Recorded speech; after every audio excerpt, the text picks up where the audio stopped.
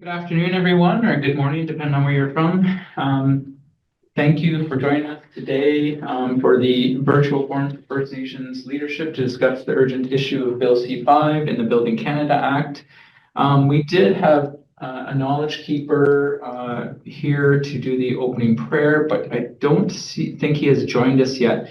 So I hate to put someone on the spot, but wondering if Regional Chief Brendan Mitchell, would you be okay to do a short opening prayer for us? Thank you. Here you go, Regional Chief. Here we go. Thank you, everyone, and good afternoon. It's early where you are. It's a little past 1:30 here in Newfoundland. It's nice to have this opportunity to join you. I see, though, we don't have a lot of people on this call at this stage. But anyway, I'm sure people will join in as the afternoon goes on. Anyway, Andrew, thank you for this opportunity to say an opening prayer. Let's do that. Pray we give thanks for this beautiful day and all the good things we have in our lives and our families and our communities. And Creator, our prayer today, we ask for support and kindness for those among us who may be troubled by issues of a health, family, personal, or professional nature. Creator, we ask that you provide us with guidance and comfort as we move forward in dealing with our issues. Creator, this is a very difficult time for many communities across Canada, as wildfires have caused too many evacuations and tremendous damage to our natural resources, but also to our communities and the way it's impacted people's lives. Creator, we ask for comfort by all of those who have been displaced by wildfires, and we ask that we have an end to the wildfires that continue to plague our country every summer for the last number of years. Creator, we ask for strength and courage and wisdom for our leaders at all levels, federal, provincial, particularly our own chiefs, our national chiefs, Cindy Widows-Nepanak, our regional chiefs, and other chiefs throughout the country. And Creator, we give thanks for the work that our staff are doing at the AFN. And we're grateful for this opportunity today to come together in the spirit of friendship, kinship, community, unity, collaboration, and reconciliation. Creator, we ask for your guidance. Creator, we ask that you always encourage us to become the embodiment of our seven sacred teachings, to always show humility, honesty, respect, truth, courage, wisdom, and most importantly, love for one another. Sonogama. Thank you very much. Let's have a great meeting, everyone. Thank you. Big Wedge, thank you, Regional Chief Brendan Mitchell. Appreciate those opening remarks.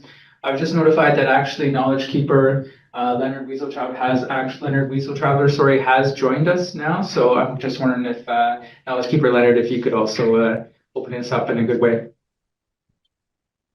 Morning. Morning.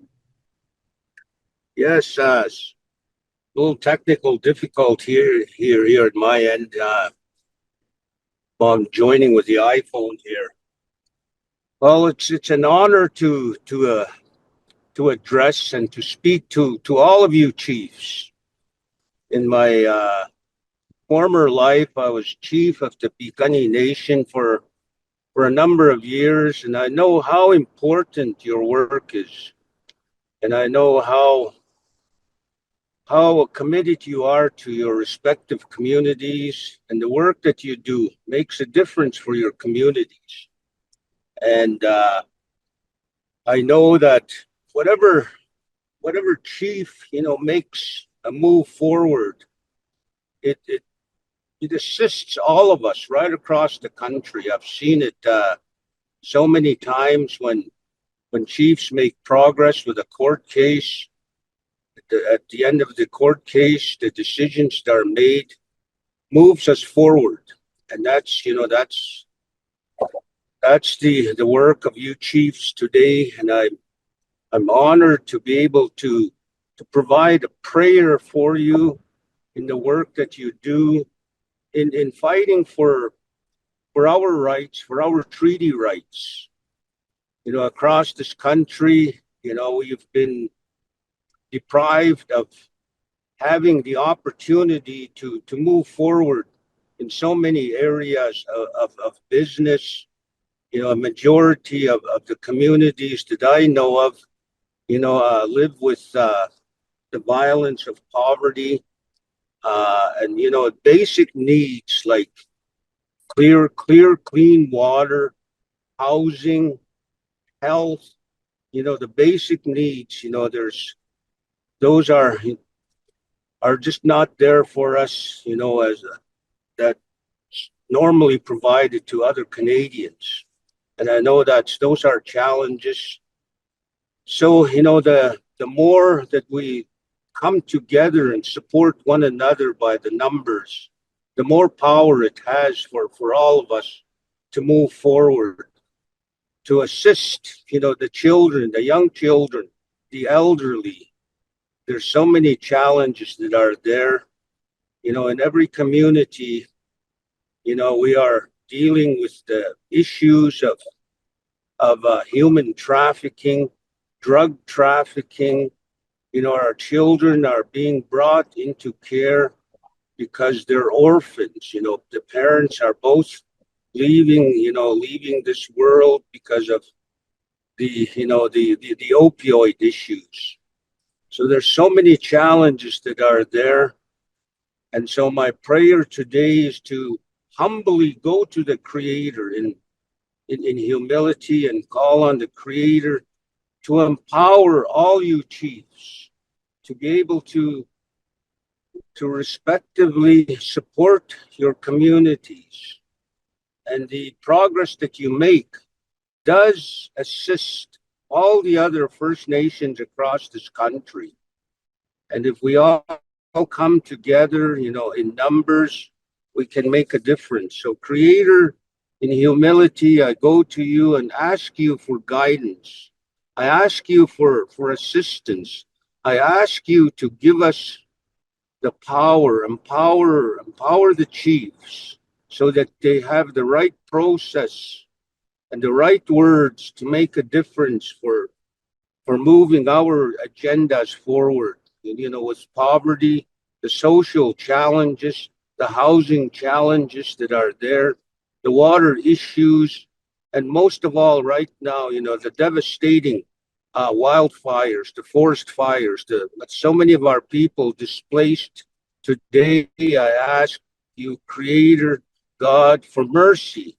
Ask you for love for our people. I ask you to empower our chiefs to move forward, to work together on respective agendas so that it can all make a difference for us. I ask you to give special guidance to the administrations that support the chiefs. They are so critical. We need that support to help move our agendas forward, and especially for the national chief, for her work. It's so challenging, and she needs the support of you chiefs to move forward. She needs that guidance. Creator, I ask you to give her that technical assistance. I ask you to help her with the words that are going to make a difference for all of us in all the areas of our need. Special blessings to our national chiefs. Special blessings to the chiefs. There are our frontline warriors that make a difference for us today. Those are my requests, Creator. In humility, I'm calling on you to be with us for divine intervention, for our chiefs to be successful in their work. Give us blessings. Give all of us our blessings. The administrations of all the respective chiefs in their homelands, everybody across this country, so that we can benefit mutually from all the resources across this country. That's my prayer to you, Creator. I ask you for these special blessings for all of us.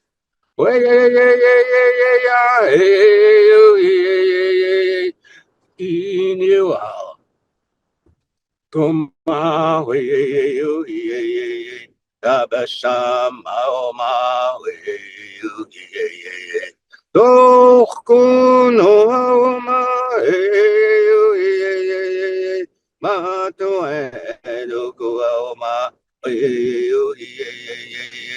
na tu siu mai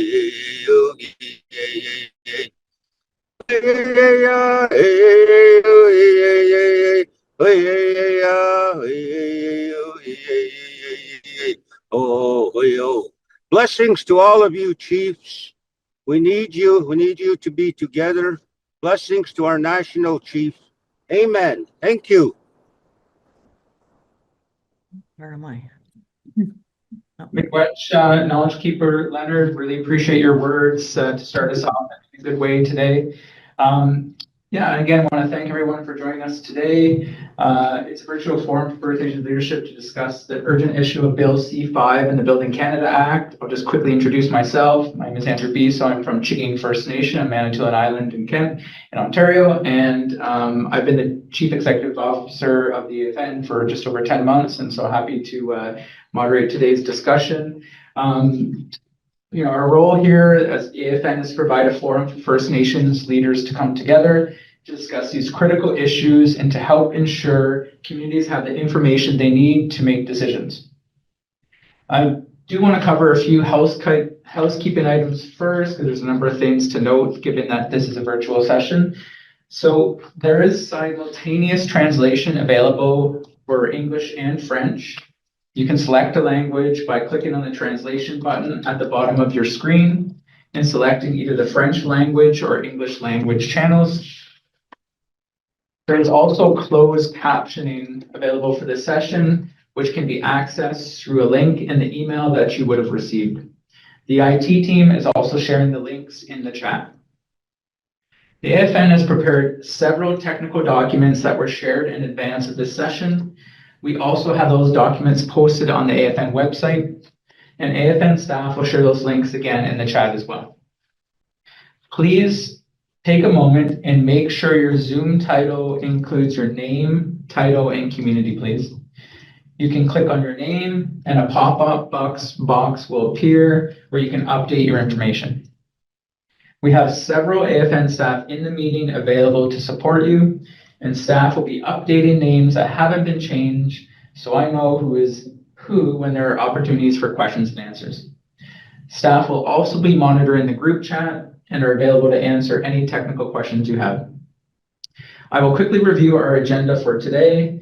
IT, can you put the agenda on the screen, please? Okay, well, we're working on getting the agenda posted for you to see, but I'll walk through it just in my speaking notes. I do want to keep us on schedule. We will begin with welcoming remarks from National Chief Cindy Woodhouse-Nepinak. We will have two parts to our virtual forum today. Part one includes a technical panel and a Q&A that will provide a technical overview of Bill C5 and the Building Canada Act, and will include a range of technical, legal, regional, and infrastructure-related perspectives with all of you. Following the panel presentations, we will open the session for discussion, statements, and questions from registered First Nations leadership. You can participate in two ways. One is to raise your hand to be brought on screen, and I will be making a list of speakers based on that. Each speaker will be given up to 3 minutes to speak or pose a question to the panel. If you don't wish to be brought onto the screen, you can post your question using the Q&A feature at the bottom of your screens. Please note that the Q&A feature is different from the general chat feature. Questions posted in the general chat will not be included, so please use the Q&A or raised hand function. I will switch between those with raised hands and the questions or statements posted in the Q&A. We will try and get through as many as we can by 2:00 p.m. Eastern, which is when we will go to a technical break. We will then resume at 3:00 Eastern with our second panel, focusing on building a political consensus of Bill C5 and the Building Canada Act. Both current and former First Nations leadership will be joining us to share their thoughts and perspectives on how to respond to the approaches being used to advance Bill C5.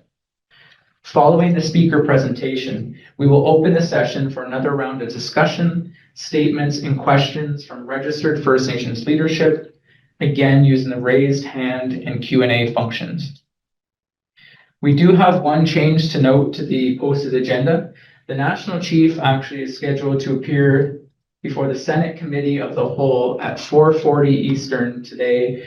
So we will end our virtual session at that time to allow for everyone to watch that presentation. Knowledge Keeper Leonard will provide his closing prayer at 4:35 p.m. and we will formally end today at 4:40. So we will now turn to our opening remarks. We are very pleased to have National Chief Cindy Woodhouse-Nepinak with us today.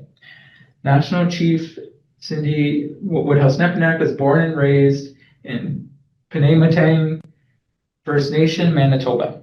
Her ancestor, Chief Richard Woodhouse, was an original signatory of Treaty Number 2.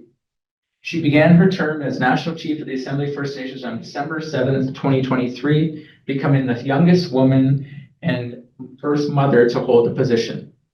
We welcome National Chief to our session today. Jimmy Glitch. Can you hear me okay? We're good? Well, good morning, chiefs, councils, technicians.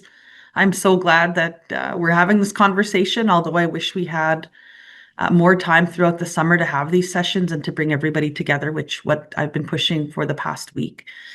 Just before I begin, thank you so very much for all joining us today on this short notice. I also just want to, before I begin my remarks, the July 15th, 16th, 17th Chiefs Assembly that was scheduled for Winnipeg. Something's going on here.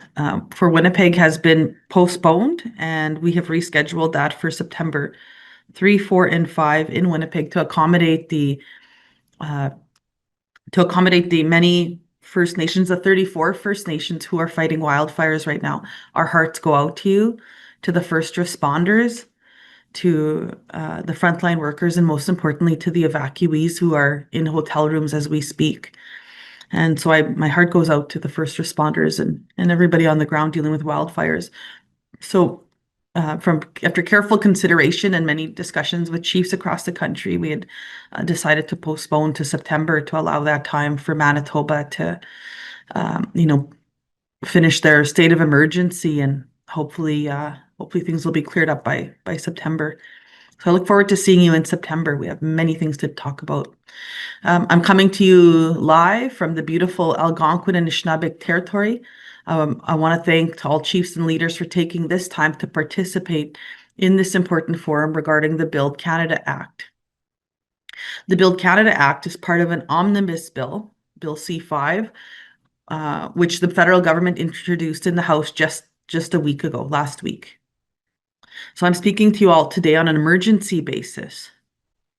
Given the speed in which the government is moving, Canada seems intent on ramming this legislation through Parliament by the end of this week.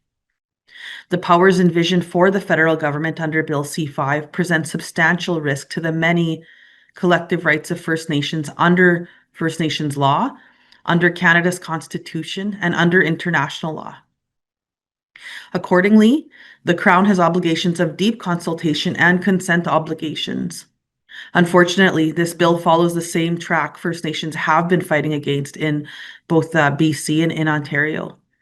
And so we remind parliamentarians that the speech from the throne stated, as Canada moves forward with nation-building projects, that the government will always be firmly guided by the principle of free, prior, and informed consent.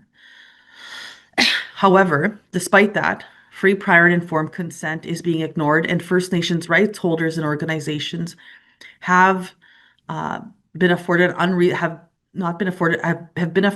an unreasonably tiny, very tiny window to say anything at all to the Crown, much less engage in a substantive exchange of views on this bill. The Crown appears to be ignoring its consent obligations under the United Nations Declaration on the Rights of Indigenous Peoples on Article 19 and the Common Law of Aboriginal Rights, and this is not upholding the honor of the Crown.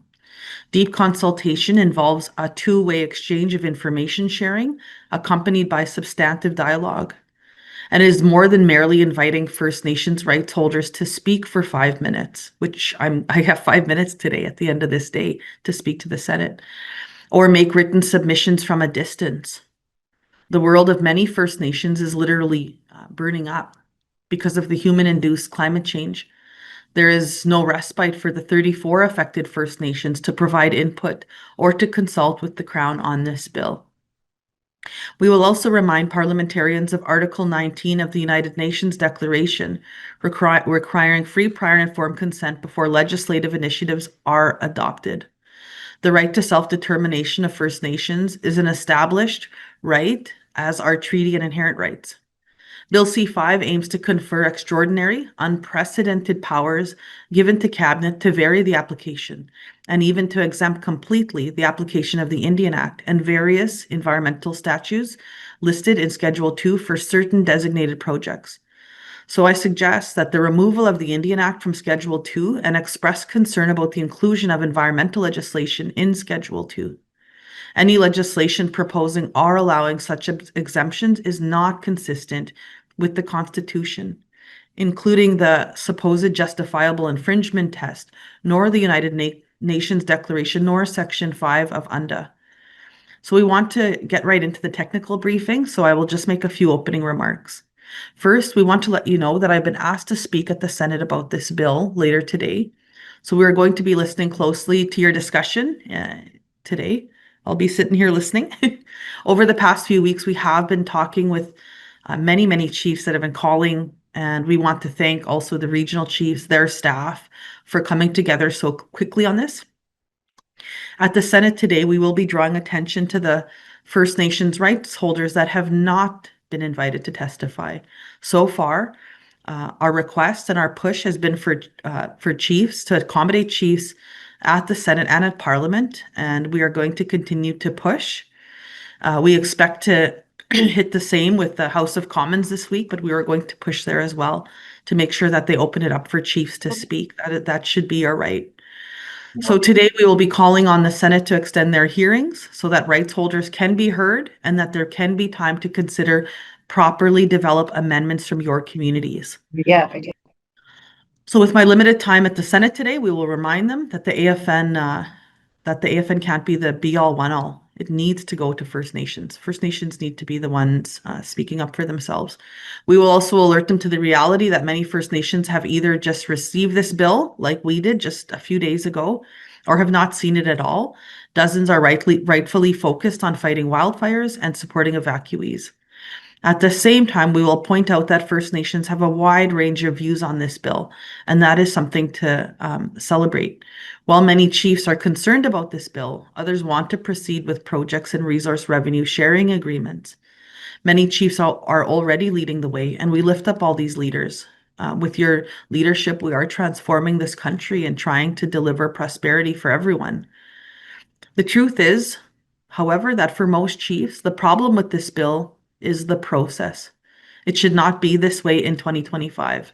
First Nations in British Columbia and in Ontario should not have been forced to the sidelines while provincial governments rammed through similar bills. The government is missing an opportunity to design a thoughtful amendment in partnership with our people, with First Nations. The rights of First Nations under international law, the United Nations Declaration Act, and the Constitution of Canada are at stake with this bill. In the spirit of the late Senator Murray Sinclair, we hope that they will be good relatives to the next generation. And I think that, we need more people at the Senate and at Parliament making sure that your voices are heard, and we'll continue to try and push and kick open those doors as well. So thank you very much for listening to me this morning, and wish you well in your deliberations, and we'll be here. Thank you. Miigwech, thank you, National Chief, for your opening remarks. With that, we'll turn to transitioning to the technical background and considerations of Bill C-5. And so I just want to note too, though, that I did allude to material being shared. All the materials can be shared with folks after the call has happened. So just want to let you know that. So everything we'll be discussing today, particularly the AFN's presentation that Graham will be walking us through, will be shared with participants after the meeting. We do have a number of panelists that are coming up for this upcoming session. And so we have Dr. Graham Reed from the Assembly of First Nations. We have Drew Lafond, who's current president of the Indigenous Bar Association. We have Merle Alexander, an Indigenous lawyer who practices Indigenous resource law. And we have Mark Podlaski, the Chief Executive Officer of the First Nations Major Projects Coalition. And so we thank them all for joining us today. And we'll start with Dr. Graham Reed, who'll be taking us through his presentation first. Yeah, miigwech, Andrew, and miigwech to Regional Chief Mitchell and Elder Leonard for opening us in a good way, and for National Chief's opening remarks. Very grateful to join this space with all of you chiefs, proxies, and other leaders. Anin Graham Reed Adishikaz, Anishinaabe and Dao. My name is Graham Reed. I grew up in Ottawa. My dad's side is English and Scottish, and mom's is German and Anishinaabe. And my great grandfather is from. I was born in Wikwemekong, and I've been at the Assembly of First Nations for about 9 years now. Um, on the next slide, I just wanted to share the kind of three broad objectives in this presentation. The first is just to provide a general overview of the context surrounding the bill. The second is to provide a brief technical overview of the main elements within the bill, and then to identify some procedural and substantive concerns that we've raised and many other First Nations have raised in reviewing the bill in this limited time. We expect that the procedural and substantive will also be elaborated by our other esteemed panelists.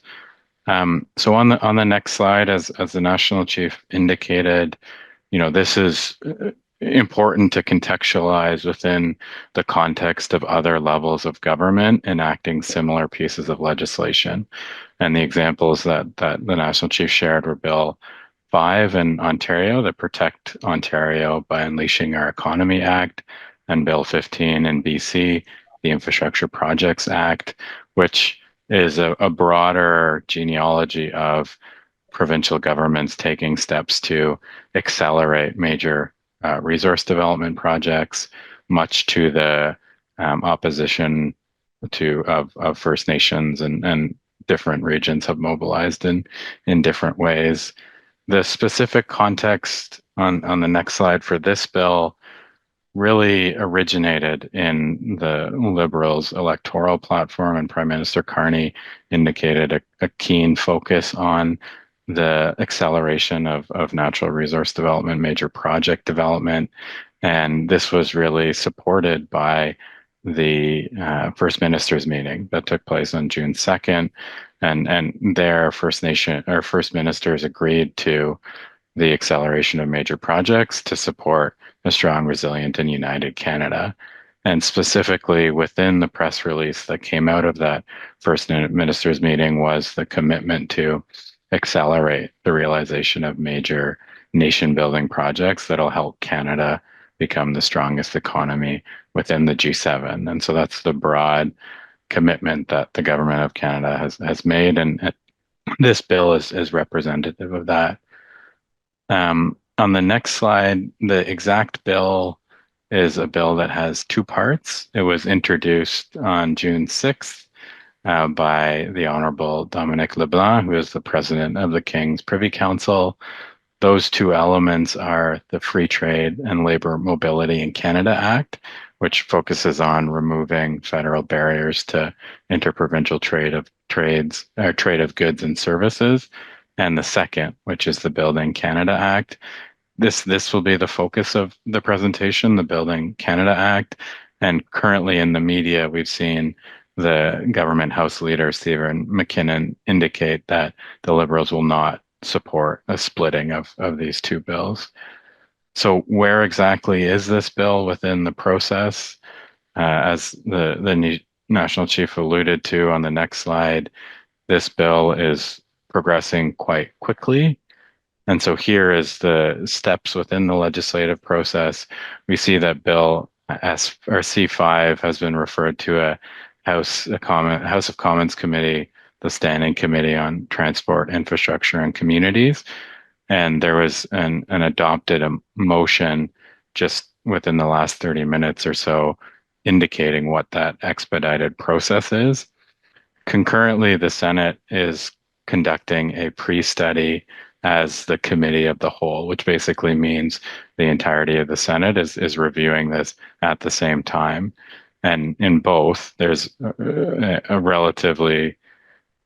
very fast process with a limited number of witnesses, and the work is actually expected to conclude either by the end of next week or the week after. On the next slide is the detailed proposed timeline introduced by the motion. And as I alluded to, that was just adopted in the House with support from the Conservatives. So what's not on this screen is what's happening today in the Senate. And so the Senate is hearing from Minister Freeland at 2 p.m., as well as National Chief later on in the afternoon. And then the activities really start to accelerate on Tuesday, which is tomorrow, where the Transport Committee will hear from a series of witnesses. The Committee of the Whole in the Senate will hear from a series of ministers, including Minister LeBlanc and Alti. And then on Wednesday is the large day for the Transport Committee where they'll meet the vast majority of the day in order to hear from witnesses and then review clause by clause proposals for potential amendments to the legislation. And in the motion that was accepted, it had indicated that all amendments, whether debated or not, that have not been concluded by 11:59 will be put to a vote. This will then accelerate to Thursday, where the bill is proposed to proceed back to reporting phase. And the current indication is that the House of Commons will not adjourn until it passes third reading, which essentially means that the government has committed to prolonging the session for as long as it takes this specific act to be approved. The specific contents within the act. So on the next slide, the broad objectives of this act is to streamline project approvals for specified projects. And there are basically three large components that are helpful for chiefs and proxies to consider. Schedule 1 is the schedule of proposed projects that would serve as projects, national interest projects. What is proposed in the legislation is that a name, a brief description, and a location would be added. It's very important to note that there are currently no projects listed in Schedule 1. And so the intention is that the Prime Minister and the designated minister will be consulting over the summer, including with provinces, territorial governments, and First Nations, to consider the addition of specific projects to Schedule 1. Schedule 2 is there are specific statutes and regulations, and the National Chief referenced the Indian Act. There are a series of other pieces of legislation that are related to environmental protection that are contained within those. And basically, the act will enable the governor and cabinet, or governor and council, or the cabinet to either exempt or modify the application of provisions to those identified national interest projects. And the third major component is this document. And basically that is the issuing of the conditions and authorizations to a proponent to advance the development of a specific project. And I'll get into that in a little bit more detail. The next slide is just the broad skeleton of the act. If you don't mind going to the next slide. And so it's not a very long act, but there are important provisions within the different sections. And so Section 3 is the designated minister. Section 4 is the purpose. Section 5 outlines the considerations of national interest projects, including the factors that I'll go through soon. The sections 11, 15, and 19 go through the specific application of the act with several different pieces of legislation: the Nuclear Safety and Control Act, the Canadian Energy Regulator Act, and the Impact Assessment Act. And then sections 22 and 23 are specific regulatory making authorities that are granted to the governor and council that'll enable them to do what I had just alluded to, the exemption of certain other components of pieces of legislation. And then 24 is the 5-year review of the act. So on the next slide, the specific purpose of the act is to enhance Canada's prosperity, national security, economic security, national defense, and national autonomy through an accelerated process that enhances regulatory certainty and investor confidence while protecting the environment and respecting the rights of Indigenous peoples. On the next slide, the specific criteria or factors related to identifying national interest projects. And so the governor and council may consider any factor that they consider relevant, including to the extent it advances these 5 elements. So the strengthening of Canada's economy or autonomy, resilience, and security, providing economic or other benefits to Canada, a high likelihood of success, advancing the interests of Indigenous peoples, and contributing to clean growth and Canada's objectives with respect to climate change. In the act, there is no information on the specific types of projects, but in the media surrounding it, they've been mentioning infrastructure and corridors, highways, railways, ports, airports, pipelines, nuclear projects, clean and conventional energy projects, and energy transmission systems. So a wide variety of supposed national interest projects have been discussed in the media. The next slide outlines the elements of the conditions document.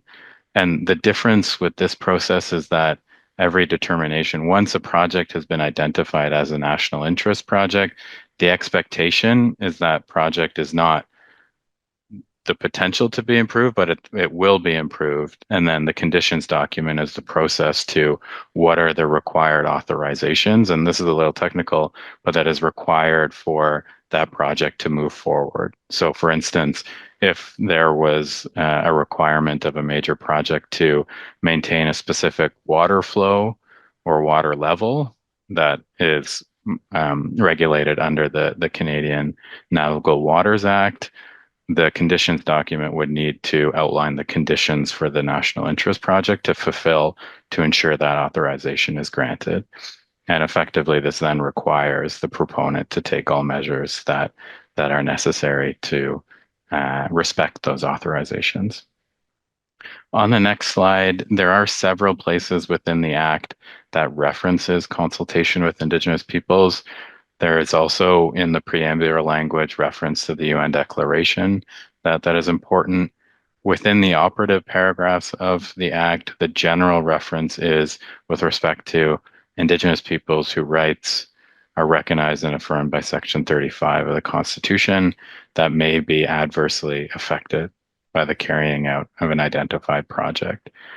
And the specific areas that are required for consultation include prior to adding, amending, or deleting a project from Schedule 1, the schedule that outlines national interest projects, prior to issuing or amending a document that sets out those authorizations and conditions, and overall, prior to issuing a conditions document.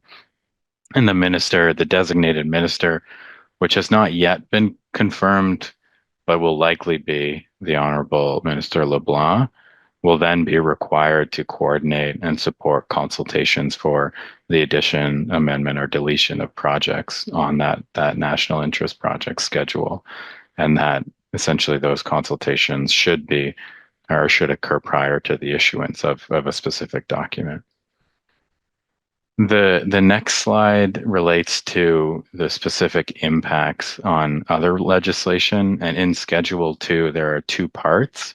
Part 1 and Part 2, that are places where the specific national interest project could be exempted from. And there are a wide number of those, but they include the Fisheries Act, the Navigable Waters Act, the Migratory Birds Convention, the Environmental Protection Act, Species at Risk.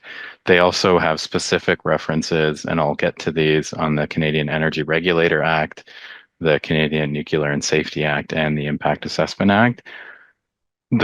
Basically the entirety of relevant legislation on federal environmental protection. It also has reference to the Indian Act. And as the National Chief alluded to, this is particularly concerning largely because the Indian Act includes provisions around governance related to reserve lands, and there is no specification within Schedule 2 on the exact provisions of the Indian Act that may be allowed to be exempted or not. And so in the absence of those specifically identified provisions, there is a chance that a government could pass a regulation that impacts, powers, duties, and functions under the Indian Act. And that includes permits and designations on reserve land. And so there isn't currently those regulations, but this is the type of regulatory authority and the discretionary regulatory authority that's being introduced within the Act. The next slide, and I'll speed this up, relates to the specific requirements in those three pieces of legislation that I mentioned: the Energy Regulator Act, the Nuclear Safety and Control Act, and the Impact Assessment Act. And for both the Canadian Energy Regulator Act, which is the act that is responsible for pipelines and interprovincial energy transmission, there is a requirement for the designated minister to consult with commissioners to essentially discuss conditions that are contained within specific authorizations, and those conditions cannot proceed if it compromises the safety and security of persons or regulated facilities.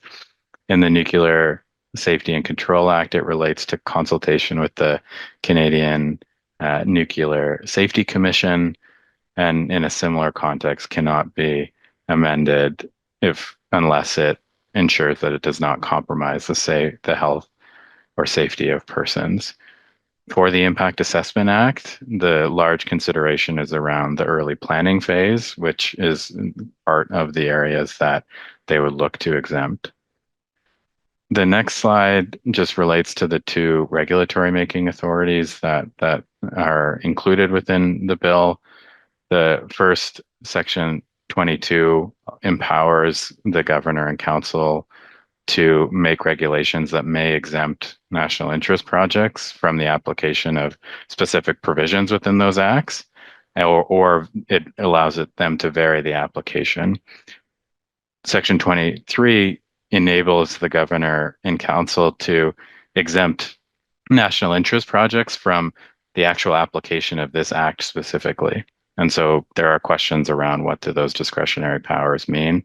And so just to wrap up on the last two slides, as was alluded to in the opening remarks, just one more slide, if you don't mind.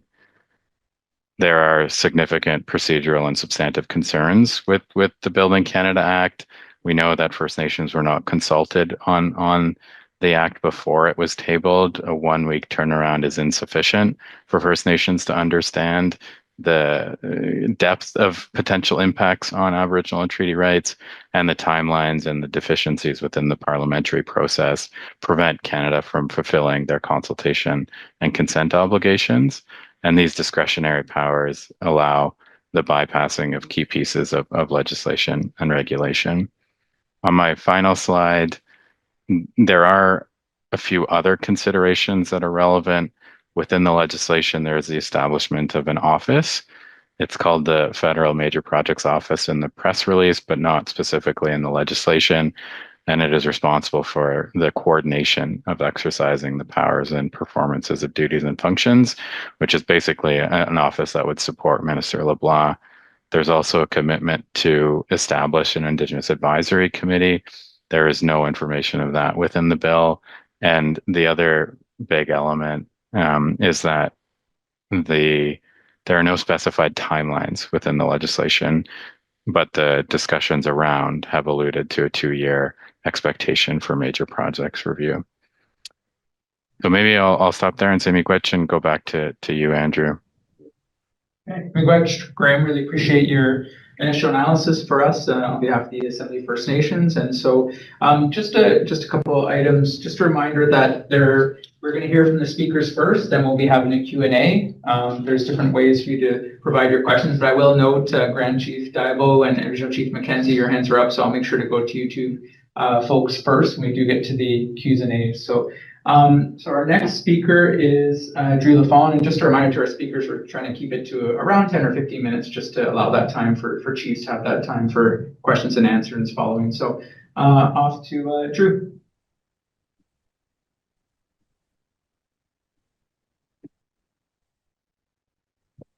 Thank you very much, Andrew.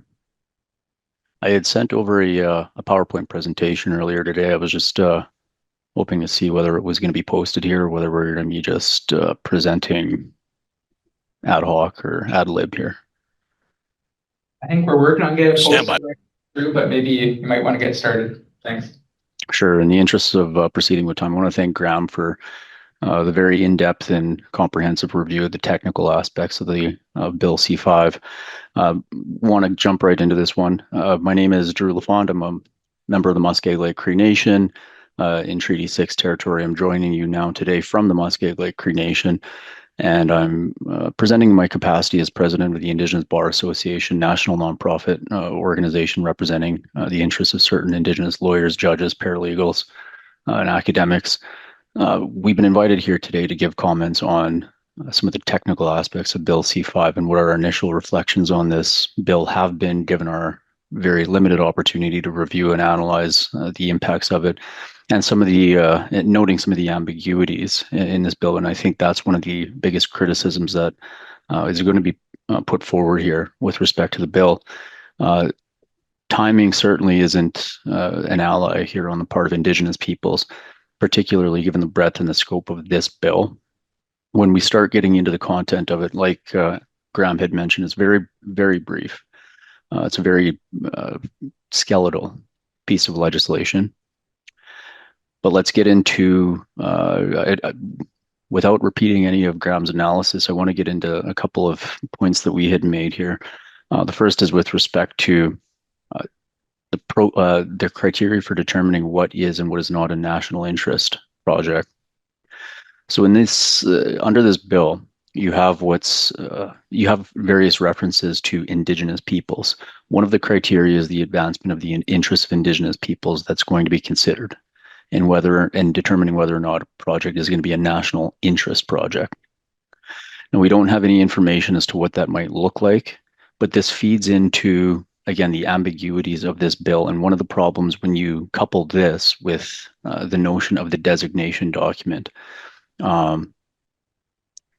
you get into, this gives rise to a number of different questions, which I think from an Indigenous standpoint, what is a project that advances the interests of Indigenous peoples?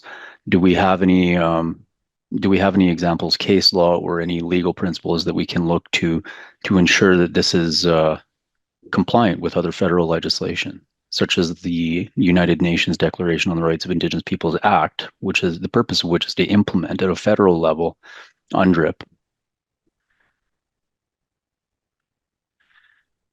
So where is the place of Indigenous peoples in the consultation, in the engagement, in the decision-making processes that will be ascribed to the new minister and to the governor and council?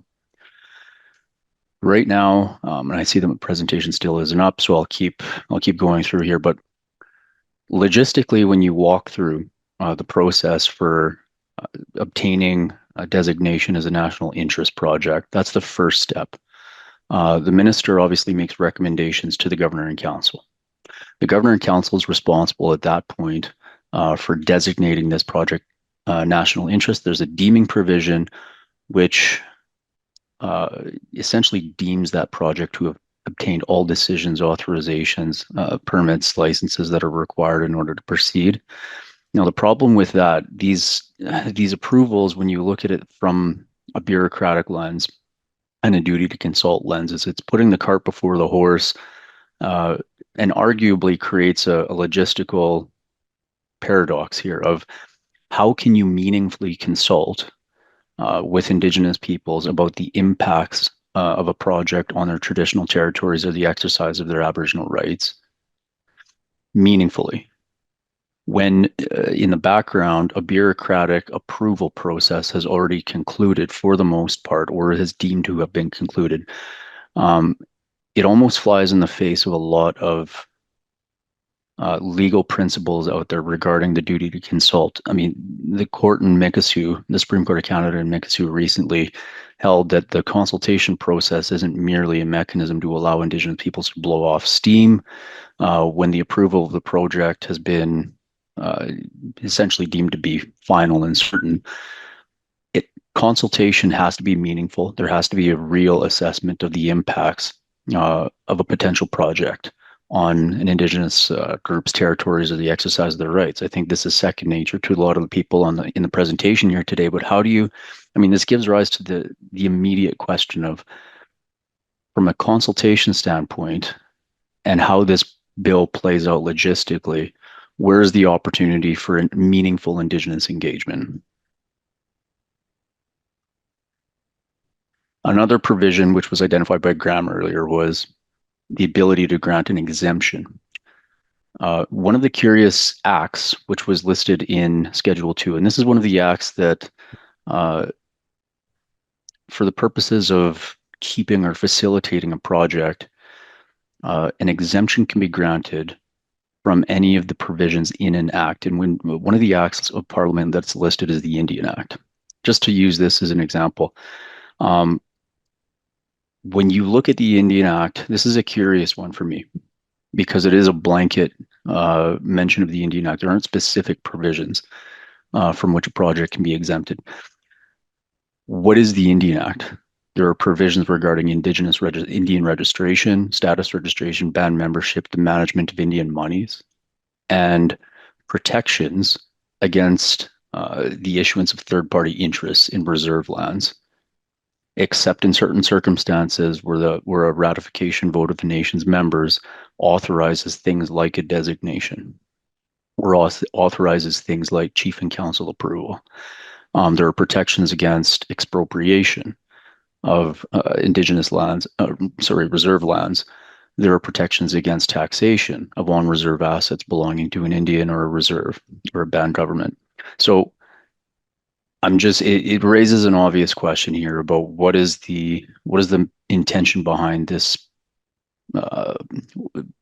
mention of the Indian Act, because typically when we're dealing with projects, particularly those of a major or a larger infrastructure project, we're into circumstances where the Indian Act isn't the obstacle. The Indian Act contemplates processes for member approval and member participation, and the participation or the consent of Indigenous governments, such as the chief and council. There are impediments, but those impediments in the Indian Act are intended to protect things like tax exemptions, like the alienation of reserve lands. I don't know what provision specifically that Parliament is considering exempting or essentially striking off for the sake of advancing a project. The obvious question, and I'm sure others on this panel will mention this, how do you reconcile the processes and procedures set out in this act with the notion of free, prior, and informed consent? There are various, I would say, ambiguous references to Indigenous interests or consultations with Indigenous peoples. But what that means in practice remains to be seen. I think there are a lot of, from a practical standpoint, that's one of the issues. There are so many questions regarding how this will play out and how the procedure will take place. What happens in the event that a condition or a regulatory approval is not obtained, notwithstanding the fact that it's been deemed to have been obtained? How can we ensure that there's a meaningful engagement with Indigenous peoples? These are all things from a procedural standpoint that are remaining unanswered. And I think in proposed amendments, we need to pay close attention specifically to what exemptions that we're going to be looking at in this bill. From a practical standpoint, what I do see and what I worry about is this being more of a have and a have, or this facilitating a process where we have haves and have-nots in the First Nation sphere for economic development projects. I think many, particularly in the numbered treaty territories, are familiar with the projects that are proceeding these days regarding consortiums, and that involve these cumulative groups or collective groups of First Nations that are investing in projects. They're very popular for some First Nations because they've been able to derive economic benefits. However, there are always First Nations who opt out of these projects, notwithstanding the fact that the projects are continuing within their traditional territories or treaty territories. This seems to me like a mechanism to advance what currently is already a very divisive process or a concept of consortium-based project financing, consortium-based approvals of First Nations and consent. So this is always going to leave room for those dissenting First Nations or those First Nations who are opting out of these consortium-based projects with little in the way of a regulatory mechanism to challenge or to hold accountable project proponents for the activities that they're proposing in treaty territories. I think those are my only comments now. I wanted to keep things moving, leave some time for the other panelists.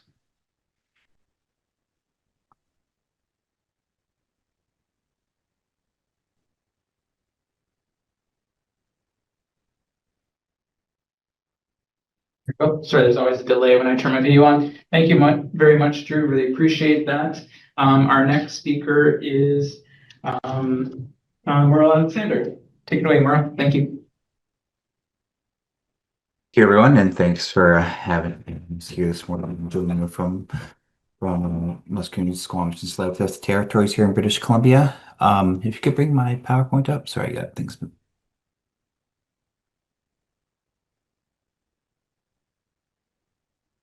Or maybe I'll follow the example of my colleague of Drew before me and just jump right in until you get it up. Yeah. So I'm going to be speaking a bit today about the BC experience. Don't think that's my presentation.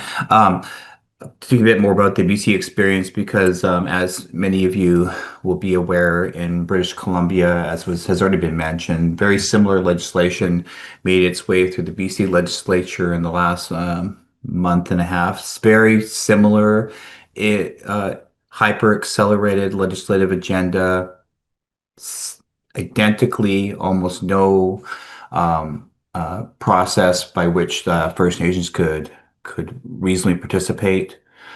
We were provided with a consultative draft in the BC context, but it also was not subject to any amendment because, similar to what's happened here, the BC government used procedural mechanisms to ensure that there would be no amendments to the legislation, even though they, in some respects, similar to Ontario, did introduce some last-minute amendments which failed on the floor. Anyways, I'm going to just jump into some other opening comments because I think my colleagues before me have actually really covered a lot of ground here. And I guess it's mostly just to draw again this parallel between what's happening in other jurisdictions. So, I mean, obviously, what's driving a lot of this is this overdependence of the Canadian economy on resource and energy development. Oh, yeah, that's right. If you can move on them. Excellent. Thank you. I'm just going to change my view.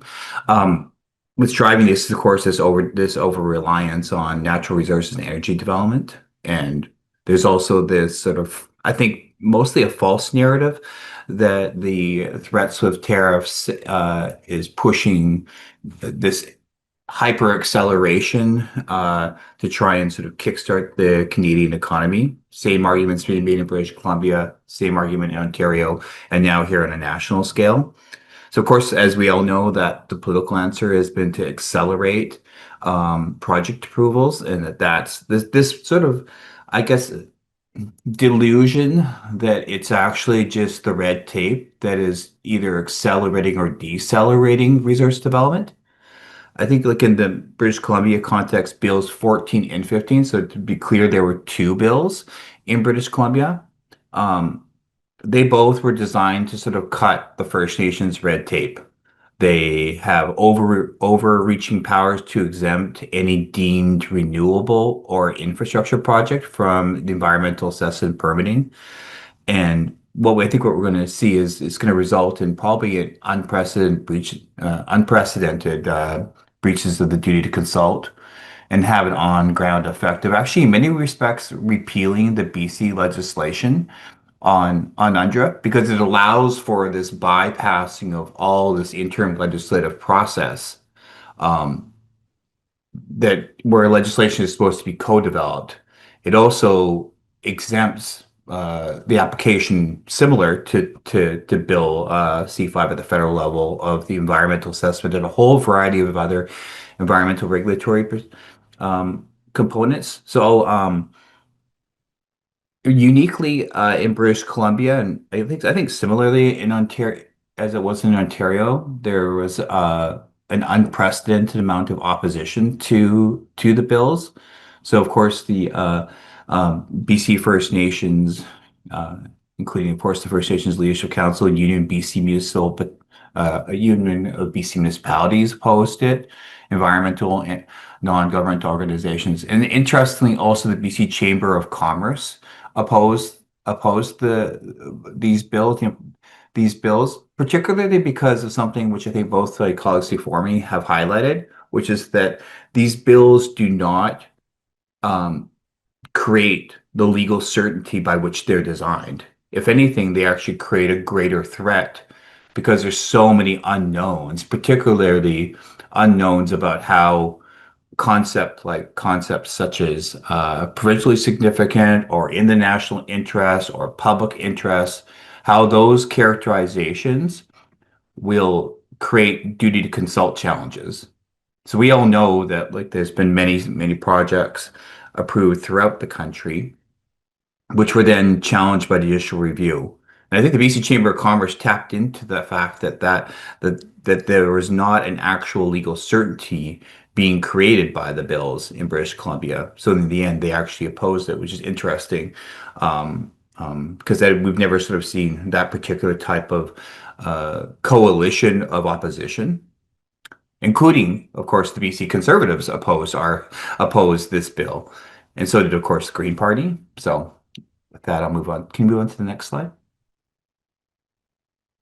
Yeah, so I'll go a little bit into both Bill 14 and Bill 15 really lightly, which is just a sort of like Bill 14 was focused on renewable energy projects.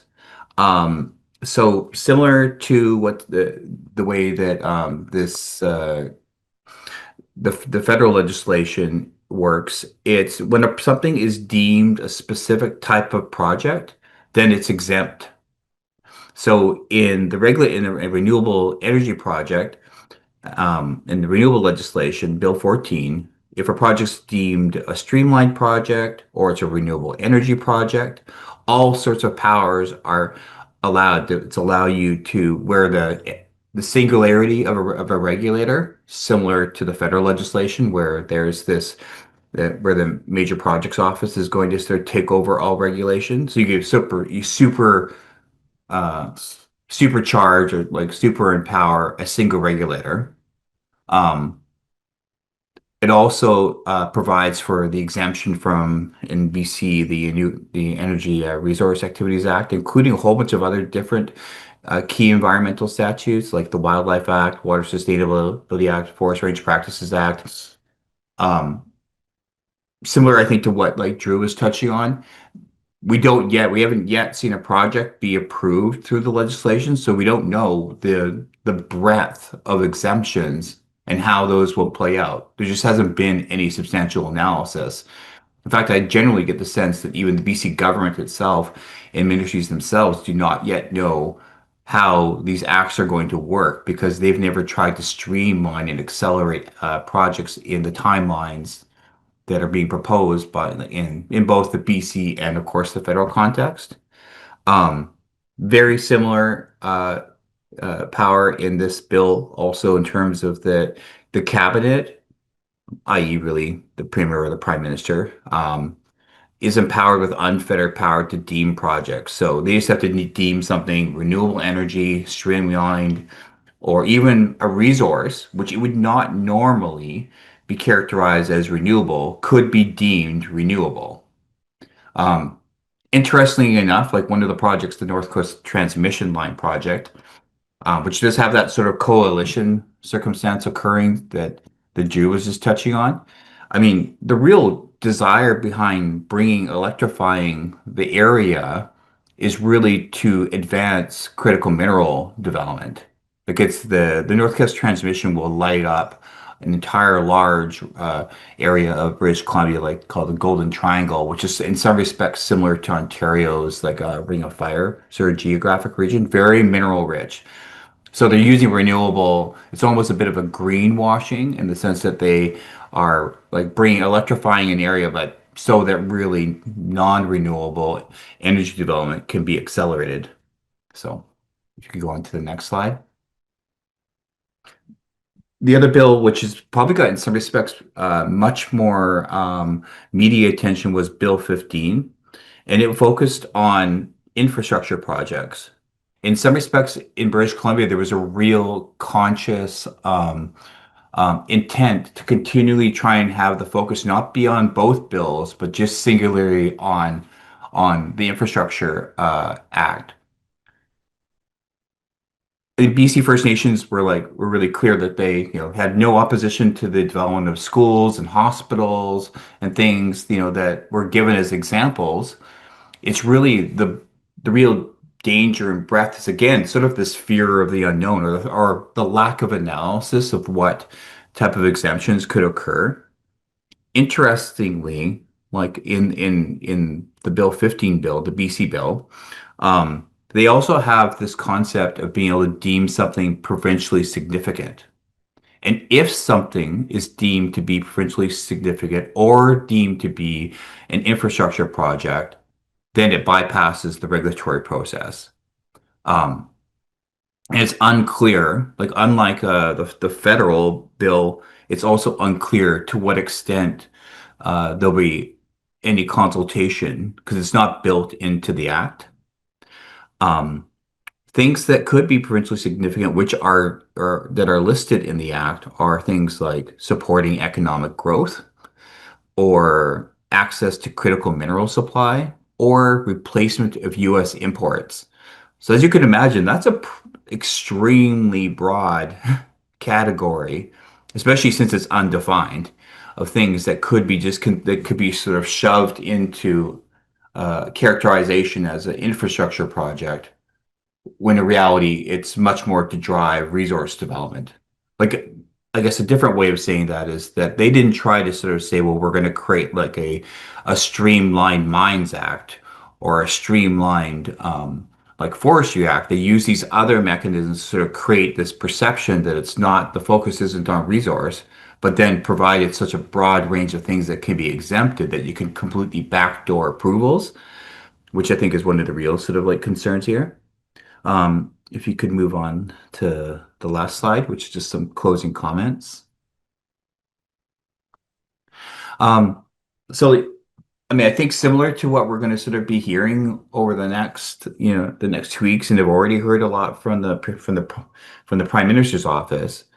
In the BC context, there was a lot of media attention to things that the Premier said sort of verbally, which aren't in the Act and aren't really guarantees.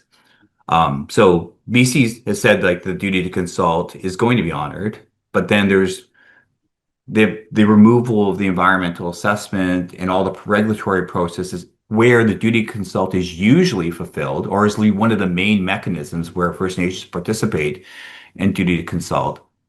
Those have been removed. So it's like you're saying we're still going to fulfill the duty to consult, but there's no method they've taken over. They're going to be taking away the mechanism itself by which you would normally participate. BC's also said that no project's going to proceed without First Nations consent. But what's like completely clear in the bills is there's neither one of our bills, 14 or 15, include any sort of consent requirements. So it's basically on the word of the Premier that there's going to be a consent requirement. The acts themselves make no reference to free, prior, informed consent, even no references to the duty to consult. BC's also, I think, misrepresented that every project that they have in a list of sort of like, because they've already started creating it, similar to the way they're going to create this national interest projects. In BC, there's also this list of 18 projects that were sort of initially called fast track projects. Now they're calling it streamlined. Not really any difference between the two words. But they've represented in that list that every project has many of the projects that affect First Nations has First Nation consent, and there's equity participation. But what we noted in a study, like some initial study within BC AFN, is that in none of the projects is there unanimous consent, and the equity participation is not equitable, or in some respects, it'll be like one First Nations affected by a project. They have 50% of an equity, but then exact neighbors with the same territory have zero. So this idea, like the promises that consent and equity are going to be really key components, which I suspect is really the main way that both the federal and, of course, in our context, the provincial context, um, where it's what they'll be using as accommodation measures. And as we probably all know, like the duty to consult is much broader list than just money. There's obviously First Nations throughout the country have legal requirements of their own legal orders to protect their territories, like for the next generations. So reducing it to a question about equity, which I'm sure my colleague that follows will speak to, is a bit reductionist. And I think generally the biggest thinkers on these things know that it's not singly money alone that's going to solve this. The equity is just one component of accommodation. So, like in our context, like BC is really enabling itself to bypass environmental protections and exclude First Nations from all the decision-making process that affect their rights and territories. And I guess similar as many people have already started saying aloud about the federal bill, um, there's going to be a lot of legal challenges to these bills, especially once a project is actually deemed, and because there's not really where true consent isn't achieved, but the project intends to proceed. I think part of the real question about the bills that happen in British Columbia and the federal bills is like, what are these projects actually, and how do they affect First Nations? Like one of the comments that I would make just as a last point is that I think that the federal government bill is slightly smarter and that they actually baked in the consultation requirement into the bill. But I think, like Drew has already mentioned, it's very much after the fact. It's at the point like where the project has already been deemed in the national interest, and that just like reeks of a justifiable infringement um, scenario where First Nations are going to be pushed up against projects they're deemed to be in the national interest. And I think we've all in our histories like experienced that is not a situation that's to our advantage. Anyways, those are my comments and look forward to the questions. Thank you. Which appreciate your presentation, Mauro. I just want to, before I turn to Mark Velasquez, our last speaker as part of this panel, I just want to make a quick note because I did get a couple questions from chiefs. Just to clarify that this isn't any sort of a consultation or engagement session. It really is just an information session, just to provide information to First Nations leadership. We did have requests from chiefs to put something together, including former National Chief Phil Fontaine and others. So just want to be clear about that because I know that there'll be some questions around consultation. Just want to be very clear, there's no government on this call. It's really just an information session for communities. So just wanted to reiterate that point. Okay, and so thanks again, Mauro. And so we'll turn to Mark, who's our last speaker of this panel. Well, hello everyone, and I'm very pleased to be here. My ancestral name is Datsha. Given name is Mark Podlasley. I'm from the Cooksary Indian Band in Tlagatma Territory in British Columbia, southern BC in the center. And I am the CEO of the First Nations Major Projects Coalition, and I am here just to speak on behalf of the coalition. I am not, the coalition is not a rights holder, making that very clear. Our member nations are the rights holder, but I was asked to speak today about not only the legislation, but what some of our members are looking towards in terms of major projects. You've heard already the legal perspective and interpretation. I am not a lawyer. I am not claiming this is a legal opinion at all. And what I want to just share is the coalition's perspective. The coalition is an Indigenous-led nonprofit of approximately 180 First Nations across the country who are all very interested in participating in major projects in our territories if those projects are smart projects, meaning that they comply with our rights and title and also our cultural and environmental perspectives of how we manage our lands. This is not to say that all projects are acceptable. The coalition is pro self-determination. We are pro the rights of Indigenous people to make decisions about what happens in our territories. If a project is not acceptable, no is a completely fine answer. And it is something that can be used in negotiations. It can be used at the legislative process. Those are my slides coming up now, but go back up one, please. I'll show the map. And I'll show you there. So there on the screen is the coalition membership across the country. Practically in every territory and up to the north. It's 170 there. We're up to 180 members now. I should just tell you that the coalition started in British Columbia about 10 years ago when a dozen or so First Nations in northern BC had the opportunity to take an equity interest in a natural gas pipeline, but couldn't raise the capital because under the Indian Act, we don't have the ability to use our assets as collateral.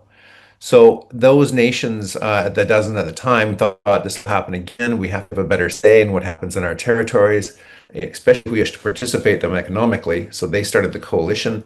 Over time, as nations have joined, it's become 180 nations. So again, to reiterate, we are not pro all projects. The legislation as it has come out has also hit our members the same as everyone else. 7 days consultation process. That's rushed. We think that's too fast.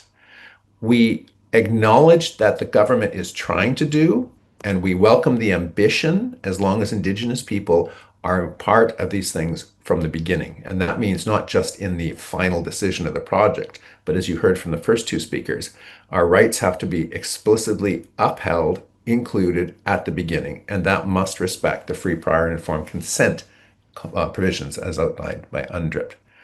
We're also very strong on the opinion that we must, as First Nations, share the benefits. If we host the projects, there has to be real and environmental, economic, and value to our people. That includes, as Myrtle just mentioned, equity. It could also include revenue sharing, loan guarantees, Indigenous procurement on the economic side. And Merle is right. This does not mean consent is given because a commercial deal is sent that way. There is also still the need to still negotiate the other impacts to our rights and title that will come from the projects. But at the coalition, we focus very much on the environmental and the economic equity that comes in these projects.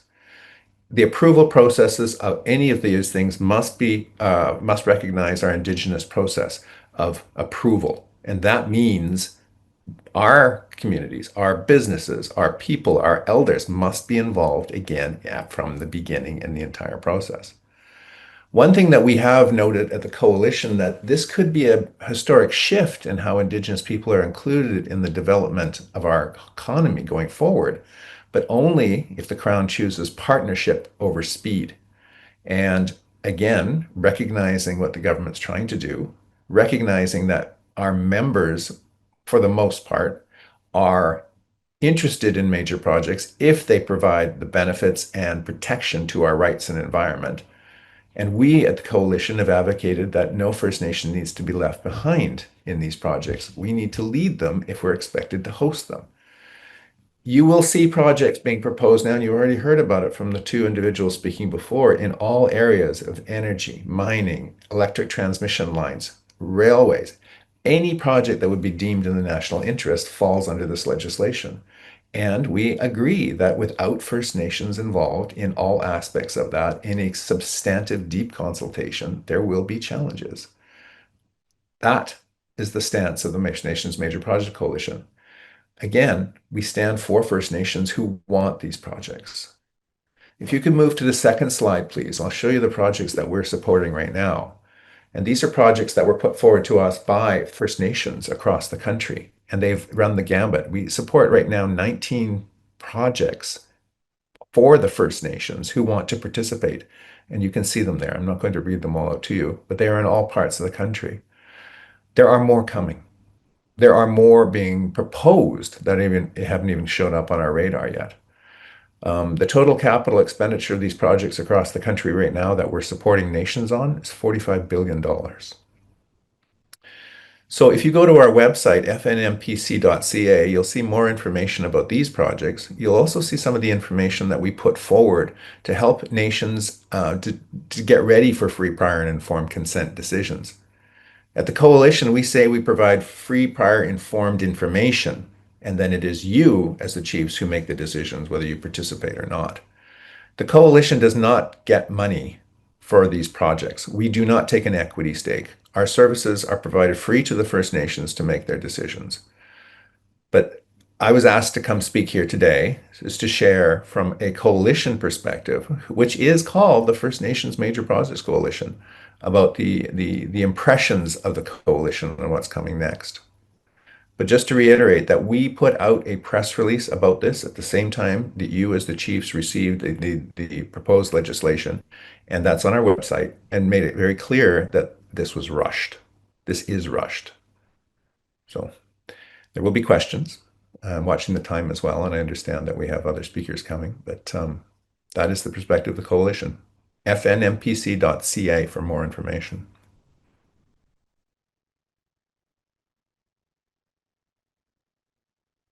Okay.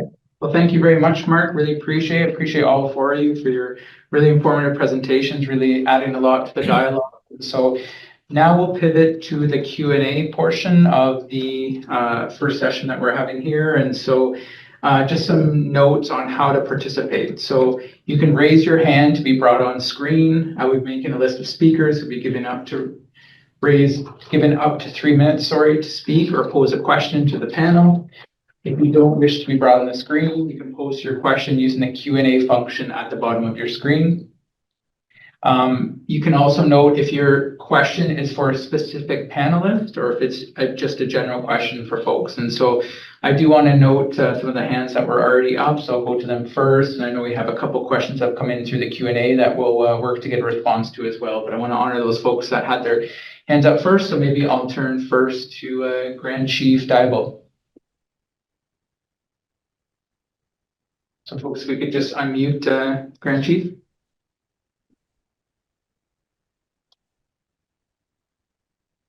Okay. Segu sa Huego. The Hondo Eager Danator of the Dahayas Cody Good and Dio Daibo with the Mall Council Ganawage. So just want to thank everybody for the information. Obviously, I know this is a tumultuous time. Andrew, you had mentioned again, that some of my concerns from the beginning was to make sure that this wasn't or can't be construed by Canada as consultation, because it seems they're going to use whatever means necessary to say that they're consulting. I guess my comment, I'll say it's not necessarily a question, but because we know they're going full steam ahead, there's no way to kind of stop it ahead of time. I mean, unless there's coordinated responses or actions from individual communities. And perhaps that should be where the conversation should be going, opposed to maybe questioning some of the material that came out. But more or less, what are we going to do as individual nations to put a halt or at least cause Canada to slow their timelines down. I mean, we never want to be always the ones sort of blocking roads or doing this or doing that. It always ends up looking poorly on us at the end of the day. But again, we're backed up into a corner where we have no choice. So I would be more open to having those conversations to seeing what we're going to do from coast to coast, I'll say, or nationwide from Indian country. I do understand there's no way to get an injunction ahead of time, but also I don't know if AFN is also looking at launching some, I guess, legal actions with support from communities in terms of the constitutionality and different things like that. I think that's maybe where the strategy should be heading towards. I'll leave it there just because I know our time is valuable at this moment. And just for the national chief, when you're presenting today to the Senate, I guess really focusing on the fact that even with you being there is not considered consultation with First Nations, because again, that's exactly what I think they're going to be trying to push. Rich, thank you for your comments, Grand Chief Diabo, noting them for sure. Yeah, I mean, we're certainly, this is kind of the first step in just keeping everyone informed, and we'll see what happens with the committee hearings this week. We'll be doing our best to keep First Nations leadership informed of kind of next steps on this, and also kind of planning what the AFN will be doing to support chiefs and kind of what will clearly be a busy summer and into the fall of what to do with this legislation. Just want very clear, we'll definitely, we're taking direction from the chiefs on this. We're not the rights holders. We're very aware of that. So I appreciate your comments there, and they're noted for sure. And again, we'll keep leadership informed on all next steps for sure. So thank you for that. Regional Chief George McKenzie had his hand up next. Regional Chief. Just get him unmuted, please.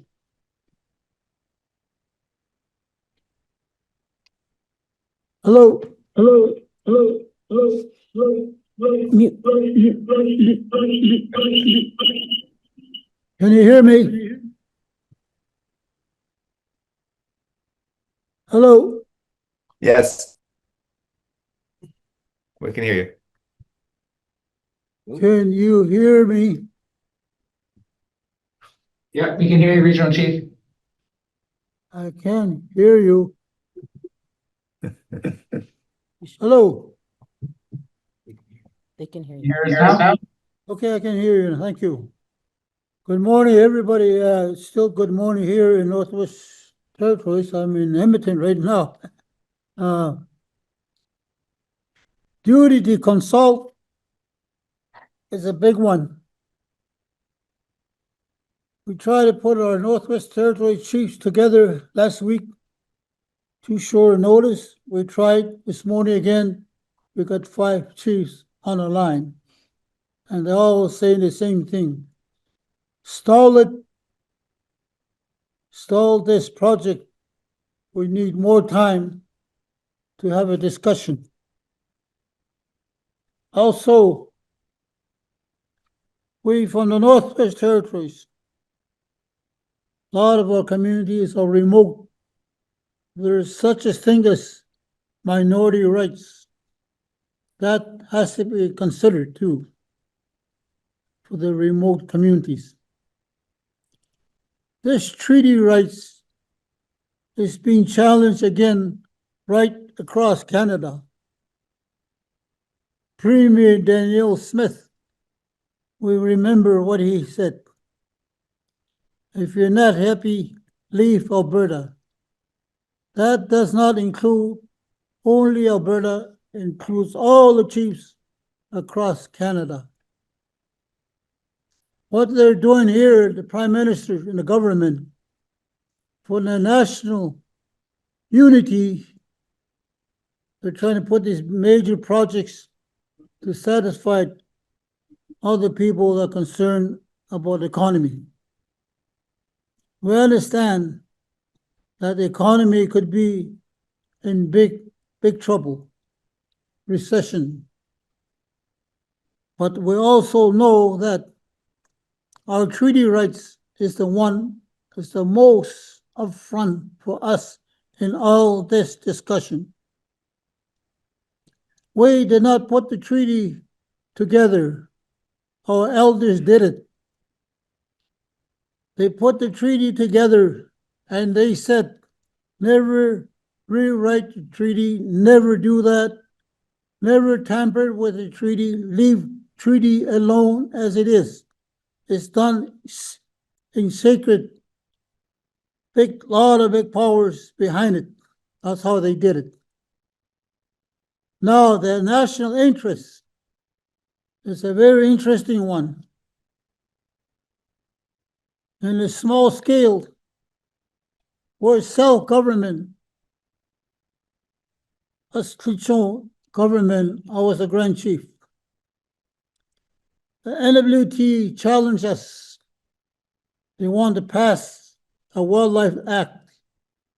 And at the end of the sentence, it says that the species at risk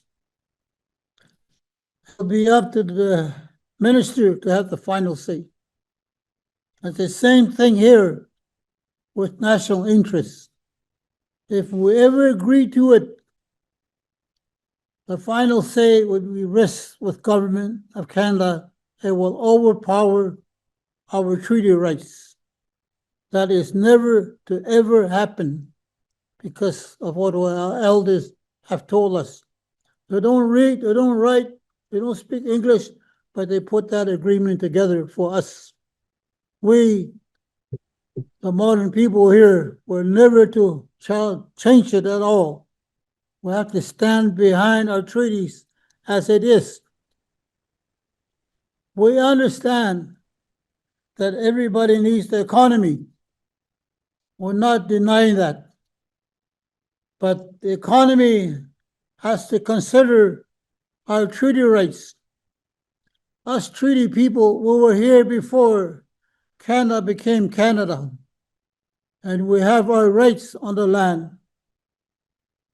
I'm speaking because I work on the land with the elders full time before I took on my career. The land is so dear to me, to all of us, because we have title to the land. If we lose the title to the land and the national interest take over, what are we going to become? Our generation's going to lose their cultural identity, their language, because we're tied to the land. That's what the elders told us. Never touch the treaty. Leave it alone. You didn't put a treaty together. The elders did. Respect that. I don't want to say too much more because there's going to be a lot of other speakers. But my chiefs are saying, the ones who are on the phone, stall the agreement, stall the projects for now. So we have more consultation. Thank you. Thank you, Chief Mackenzie. I'll go right to other speakers first, and we'll kind of turn back to the panel because I do want everybody to get a chance to ask their question or provide comments. So I'll turn now to, I think Chief Heyman originally had his hand up third. So Chief Heyman.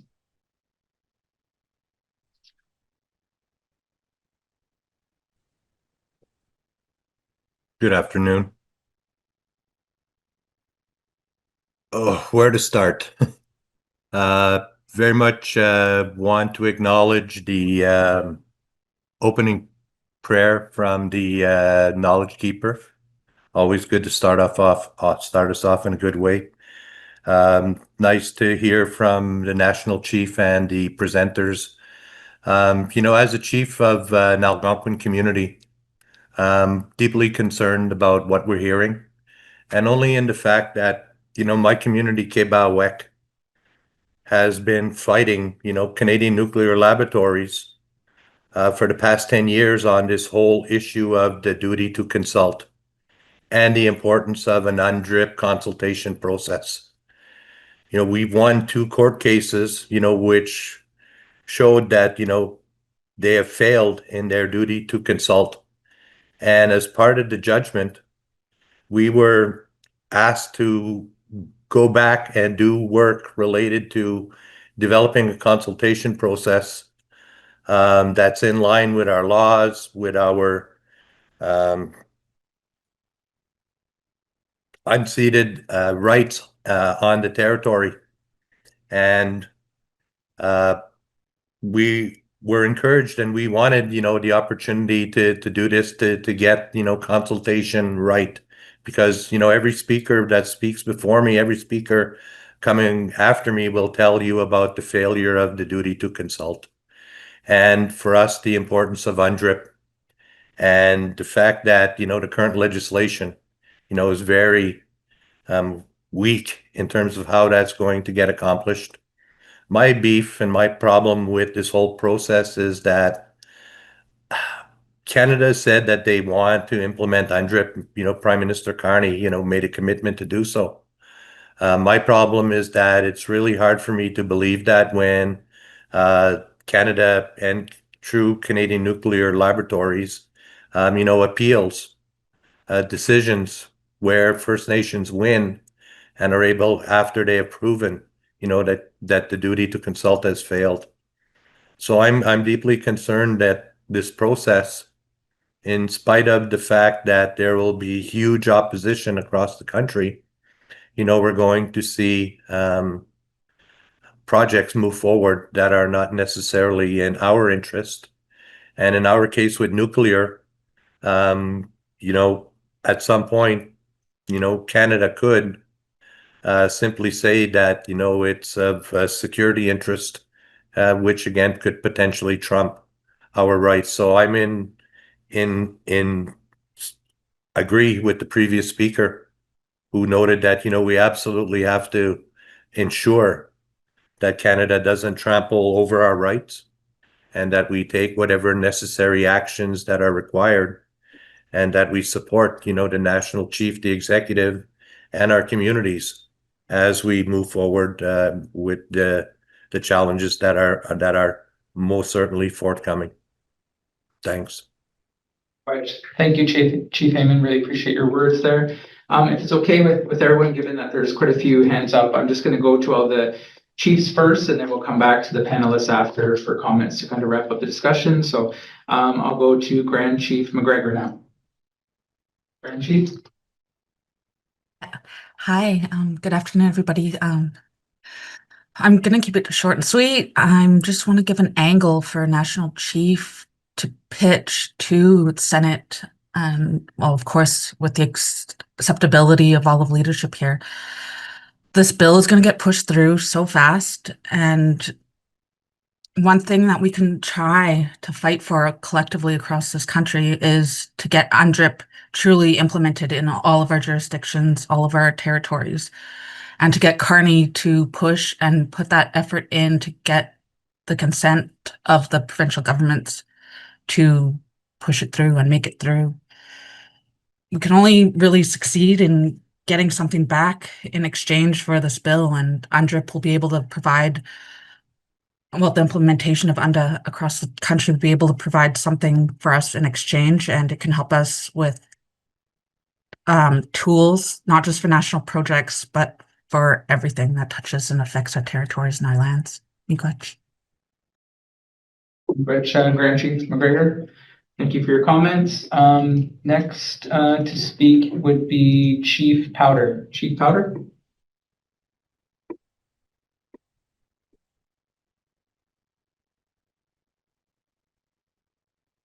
Chief Powder, are you there? You could unmute Chief Powder.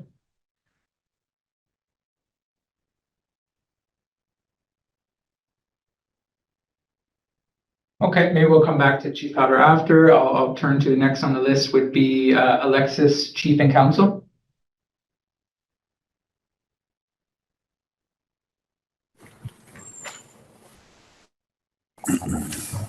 Abosht, coming from Chief Tony Alexis from the Alexis Nakota Sioux Nation.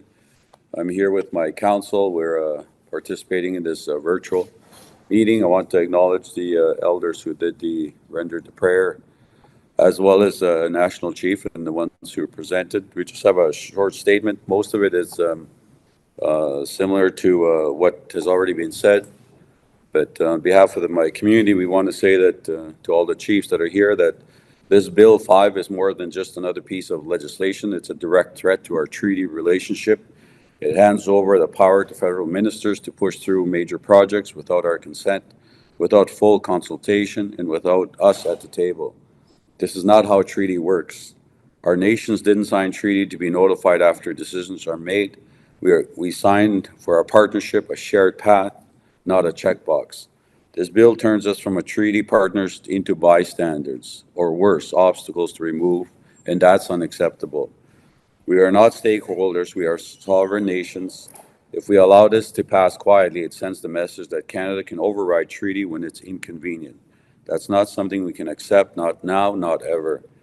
I'm asking all of us here, including National Chief, let's be firm, let's be clear. We reject Bill C5 in its current form. We demand full respect for our rights, our voice, and our place in every decision that affects our lands. Our ancestors didn't agree to be silenced, and neither will we. I just want to share that on behalf of our nation here in Treaty 6, Alexis Nakota Sioux Nation. Thank you. Thank you, Chief. Thank you for your words today. Next in line for speakers is Proxy Regina Crowchild. If we could unmute Proxy Regina Crowchild.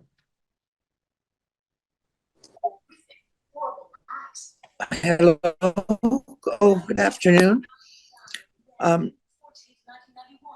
My name is Regina Crowchild. I'm proxy for Chief Whitney, and we have very concerns with this bill. And I just wanted to ask a couple of questions. First of all, as you know, the federal government has not come to our treaty peoples to consult or to accommodate any of our needs. They won't meet with us, but we're all mixed with AFN. But saying that, we have always expressed our interest and our concerns for our treaties and which protect our inherent rights. So when you look at this bill that's being expedited so fast, I'm wondering if Canada is looking at getting rid of our treaties and put us into municipalities as a national interest. There's been no proper consultation or accommodation on these things. And then the other question I have, can there be a court injunction on this bill to stop it or delay it to allow meaningful consultation and accommodation to Treaty First Nations? Because we don't agree with it. We don't support it, but there must be something that we can do to protect our treaties. Canada has been moving so fast to get rid of our treaties, and they're not rights holders. Canada is not a rights holder. Our treaties are with the Imperial Crown, and Canada is only in our territories because of our treaties. And they have no authority to try and change the treaty. So I'm just wondering if anything can be done in that way.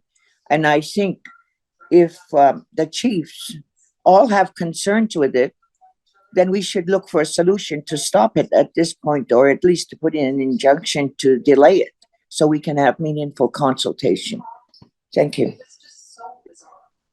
Thank you, Proxy Regina Croce. I've made note of your questions. I'll definitely put those to the panelists after we hear just from the last couple of chiefs there.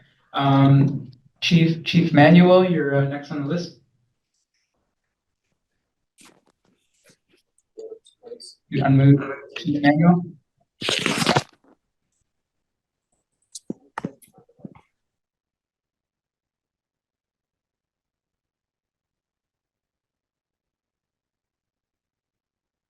You want to mute there, Chief Manuel? Can we unmute Chief Manuel?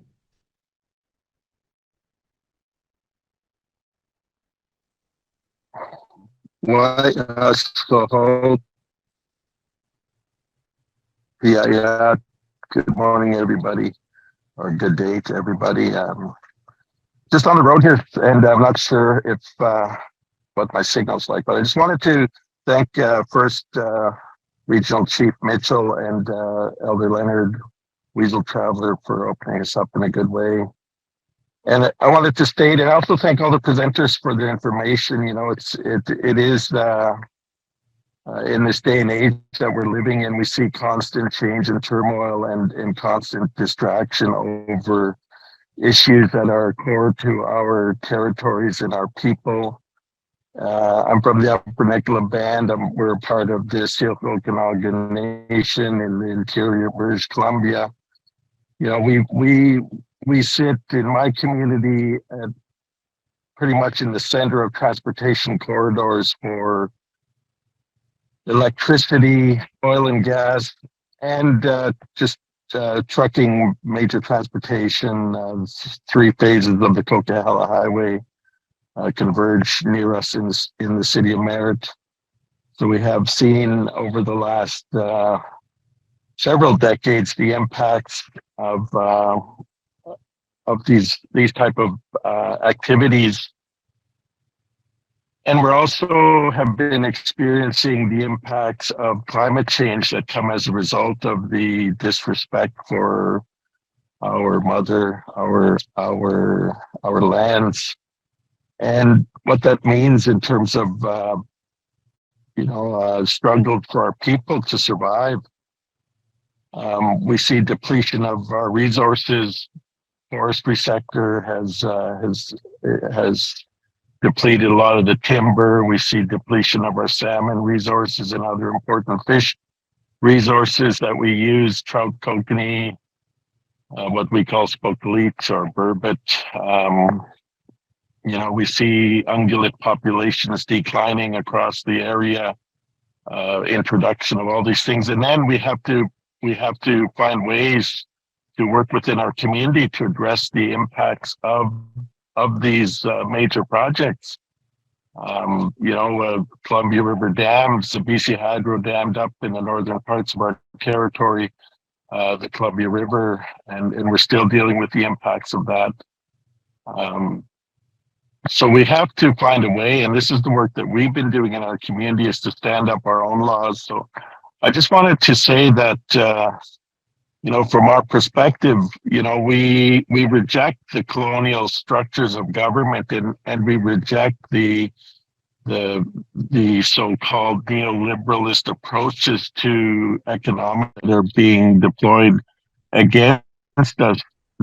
In the absence of treaty, we don't have treaties with the government, but we stand firmly on our Aboriginal rights, our traditional rights, and our sealed laws to protect our environment and to make real land-based decisions around what will or will not occur on our lands.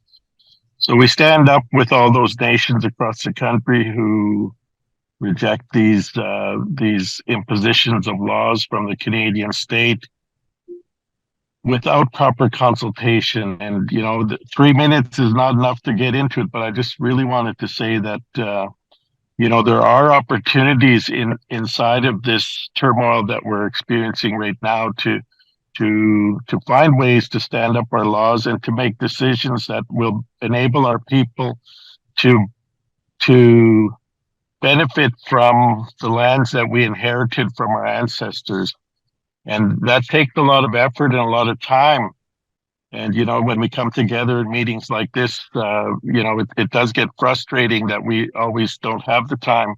But we want to be clear that we're prepared to work with other First Nations and prepared to work with the government if they're willing to respect our laws and, advance a high likelihood or a less likelihood of destroying the critical environment that we rely on. Our water is suffering right now, and that leads to all kinds of catastrophes. So we really want to be in a position to make solid decisions, and that takes time and that takes resources as well. So I just want to thank you again, and I also wanted to thank the National Chief for her comments this morning. White Lim. Thank you, Chief Manuel. Appreciate your comments today. I see the next speaker is Chief Gordon Blue Sky. Chief Blue Sky, we can unmute Chief.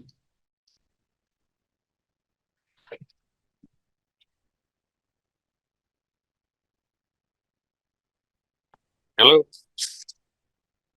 Yeah, great.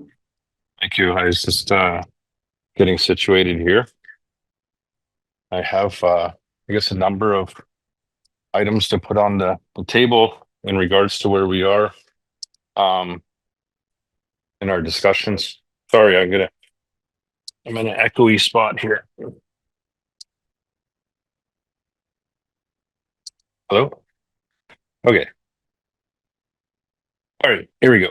So yeah, I have been looking at this bill and have been trying to look at I feel like our communities and of course I'm Gordon Blue Sky from Broken Ojibwe Nation here in Manitoba. But I do feel that we have some opportunity here to put a few things on the table, and I just don't know what exactly the national feel is. I was speaking with one of the ministers the other day, and I was saying to her that, I would be, if I was in their positions, I would be asking the Minister of Cernak, ISK, what are the top 5 or 10 priorities that First Nations have? They must have been listening to us over the past couple of decades here already in terms of what legislation or laws that we need to have fast track to this process as well. And I think that's an important discussion that we have. I know I sit at a table where there's gaming being discussed, where we have a group of First Nations that are working towards beefing up their jurisdiction or taking over jurisdiction on gaming. I believe the bill that they have there is called 269. Don't quote me on that. But I also know that we have other discussions that I sit at as well, because I host a casino resort And I'd like to see more jurisdiction around, taxation and stuff like that. I know that we had conversations already that are happening across the country in regards to lifting things like the cap on the First Nation GST. I know also that groups like FNTC have discussed resource charge that's supposed to be, and they were hoping that the um, conservatives were going to get in to have that law passed. These are things that I think are somewhat low hanging fruit. I know we just went through a CFS. I have no idea where we are on that, unfortunately. But my understanding was that there was still wanting to be discussions that were happening on that as well. I believe that we're in a position of some really good leveraging points right now, whether that be federally and provincially. Because I know in our case here in the region here, we got a government that's led by Premier Wab Kinew. And what he's done was that he's already had a conversation with us internally here within the region to create a corporation or a relationship with the First Nations here that would account for partnerships on the proposed projects that are going to be happening in our territories. I think that's a real important thing as well to take forward to the federal level. With that being said, I think that there needs to be some more conversation, whether that be regionally, and I'd like to push that with our First Nations here in the region. That we should have a conversation, obviously, before the end of this week, and because if we don't start having these conversations, we don't start looking at what it is that we need and what do we want to prioritize, what do we want to fast track. I think that's a thing that we need to have on the table as well, and I think it's important that we work together on this. I also believe that I have a group that I'm working with here on a resource project that they're trying to do in my territory. And one of the first things that we started to hammer out was what we call a relationship agreement. So whether the project gets approved or not, we have this relationship agreement in place. But if it does get approved, right off the hop, we're benefiting 5%, I think is what our agreement is.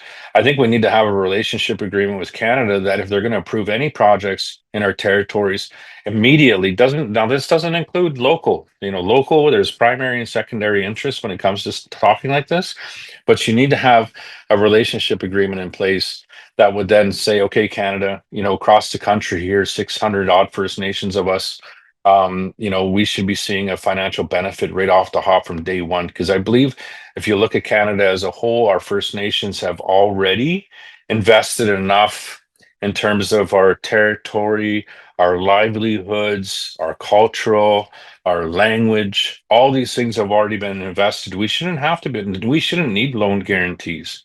We should already have enough investment through all the things I just identified there to where we can start seeing projects that are happening in our territory. Because again, those are our resources. To have those resources then outlined as being our investment into these projects. So I just wanted to add that in there, and I'm really am a believer that we need to be strategic. I'm a believer that we can't just skip right to yes, I support this, and I'm a believer we can't just skip right to I'm opposing to this.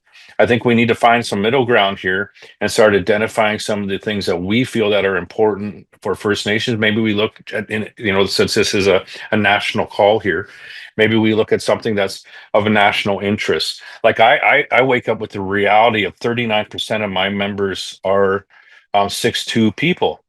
The Canadian goal of eliminating my people is well on its way. Like it's in full force. Maybe that's something we talk about. Maybe we have a conversation on second generation cutoff and quit trying to eliminate us as people.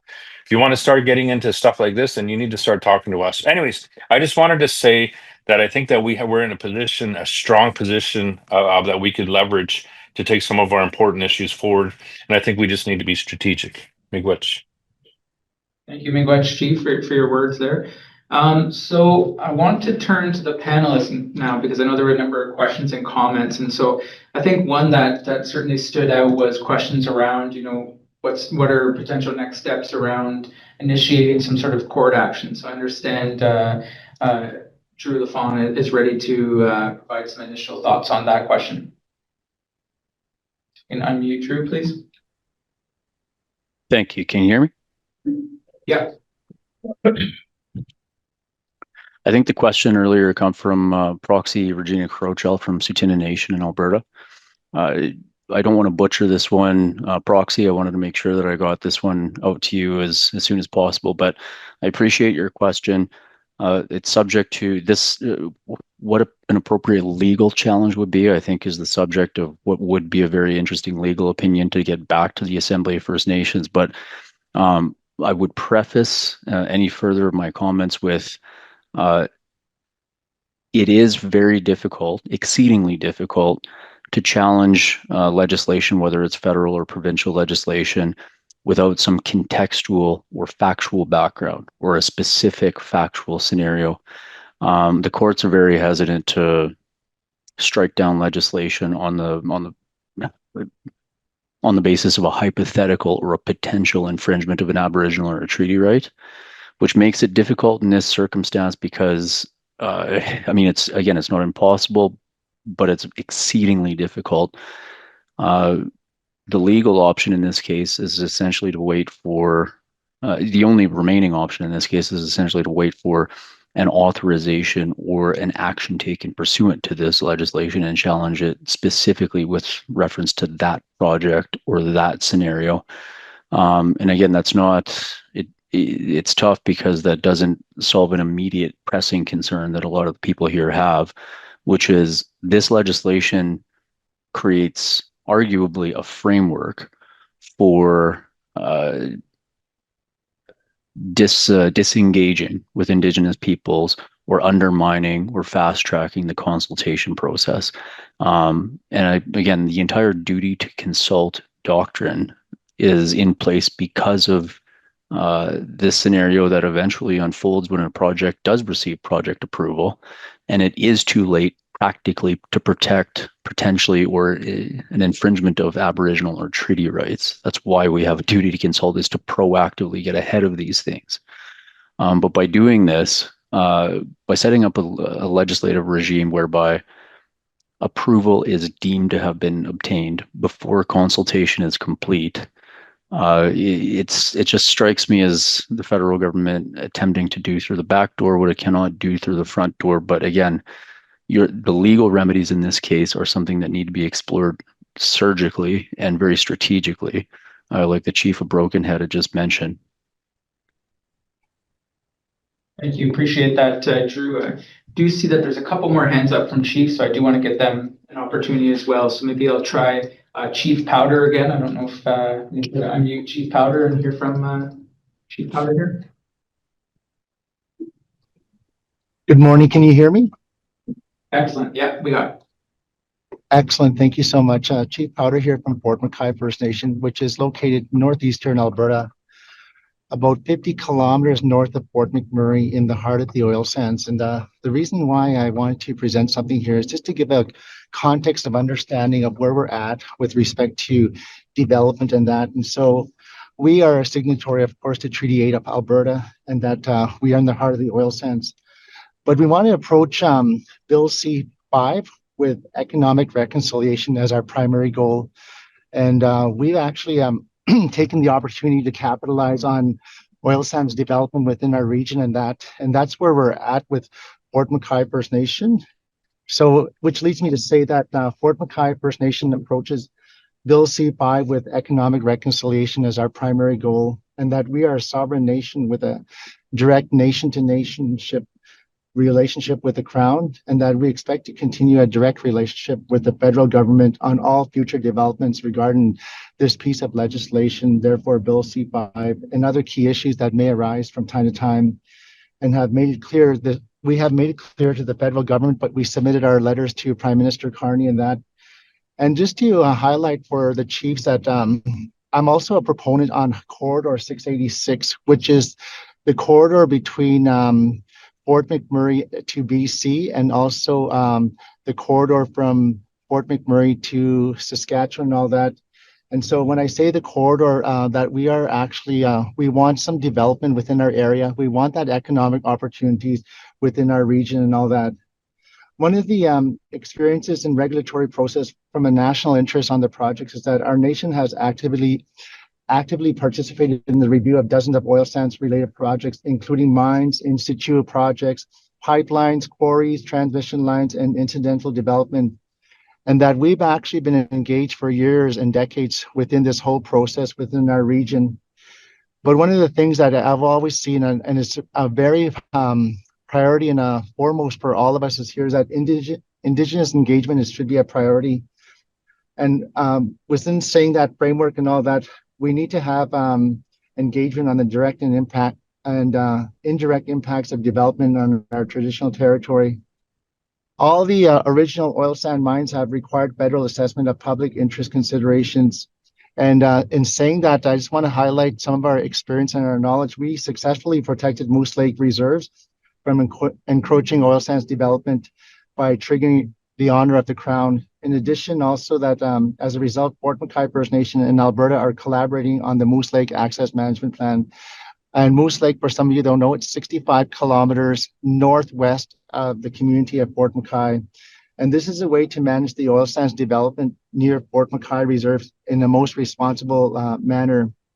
Some of the lessons that we've learned is that the federal regulatory assessment processes are more robust than those of the provinces, only insofar as a better environmental information is gathered. Another lesson that we've learned is also that the federal government relies on inadequate provincial process to infringe upon First Nations rights. And I think this is so important for all of us because a lot of times that I know this in Alberta, that they don't respect Indigenous rights and they don't respect our treaty and that. So as a result of that, this is kind of a problem here in the province of Alberta. So Fort McKay First Nations objections to Building Canada Act. This act does not require a national interest assessment to include First Nations consent, the impacts on the rights of First Nations, and secured economic opportunities. And I think it's so important to highlight these three areas because that's what we're all talking about. We all want to be a participant. We all want to benefit from development, or whether it be Bill C-5 and all that. We all want Indigenous engagement. So it's important to note that this interest, the Act does not require a national interest assessment to include those three areas. The other thing is that the Act does not clearly establish obligations of the federal government regarding rights protection, but it suggests that limited proponent-led consultation is sufficient. Once again, this is problematic. The Cabinet's national interest designation would approve projects before any impact assessment work is done. You got to have some impact assessment work to be completed before actually really knowing exactly what they're getting into. So therefore, this Act does not set out how it will coordinate with provincial governments, which remain the main authority over most projects and are responsible for the mismanagement of environmental concerns. And we've seen that from time to time and time. And responsible development is the key that we say to Fort McKay, and we have focused our energy to achieving this throughout the years. You know, in conclusion, my colleagues and chiefs right across the country, you know, Fort McKay has actually made an announcement that we are actually developing an oil sands in our region, and we're developing that, and we made the announcement last year, and we want to develop that, and we want to be a participant on the economic reconciliation and also having benefits for our nations and our members. So I just wanted to make that note, and I just want to conclude with that, and I just want to say thank you for AFN for putting this up together and all that, and that we really believe in responsible development and balancing it with the environmental.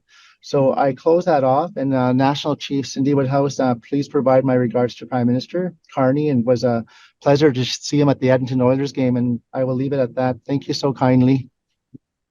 Thank you, Chief Powder. Appreciate you being here today. Thank you for your words. I know we're a little bit past time, but I do see a couple more hands up, and I do want to get to the chiefs that stuck their hand up. So if I can go to Chief Redman, please, if we can unmute Chief Redman.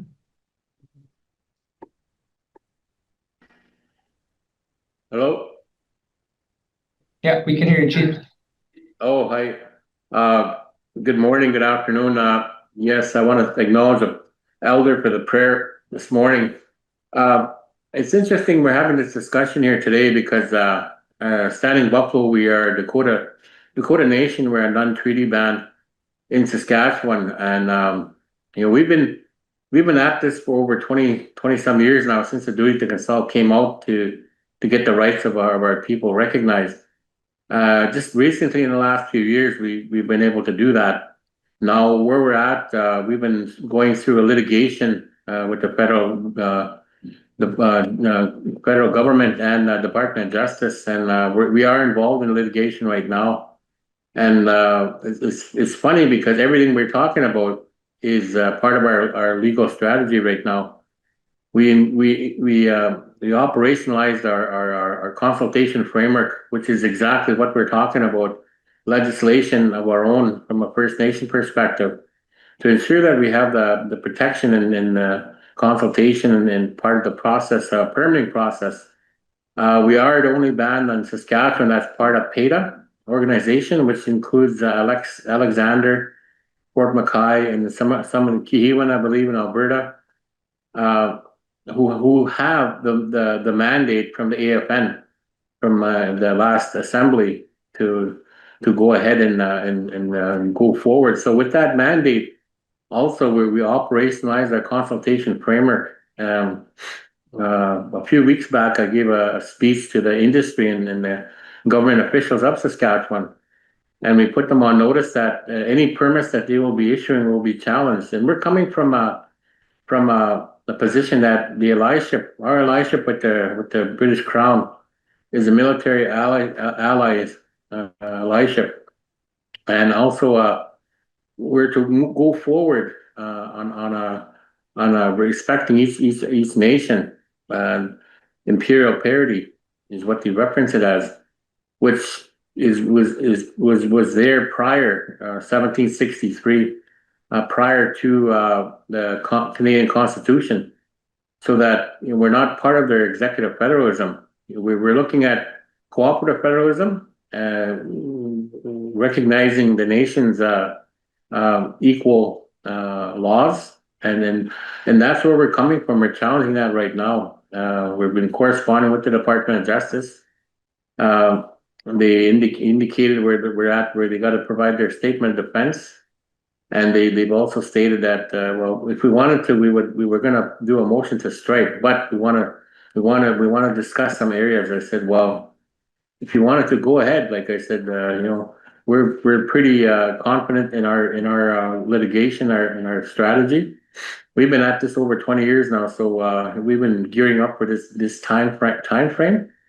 And what I suggest is that, as far as I think we got to look at it from an alliance of sovereign nations, and if we made it public for our consultation framework, that any nation that doesn't have one, they can use that as a foundational base to assert their own laws and implement those. We have given industry notice. We have given Embers notice, and Arizona, I believe it's a lithium mine. So what we also put forward to the Privy Council was a proposal to look at regional inclusion, and that the revenues generated can go towards a permitting system that would be incorporated for any project that's coming through your traditional territories, whether it's Alberta, Saskatchewan, Manitoba, would go to a central fund, and then that central fund would then disperse revenues to all the nations based on population, similar to what Saskatchewan does with SIGA revenue. So we forwarded that off, but what they're doing is they're applying that executive federalism right now, because otherwise, we would be at the table. First Nations would be at the table. The other issue is that they're also looking at consultation process through the organizations, through tribal councils, through FSIN, regional bodies, Center of Excellence, but they're not dealing directly with the rights holders. They're not corresponding with the rights holders.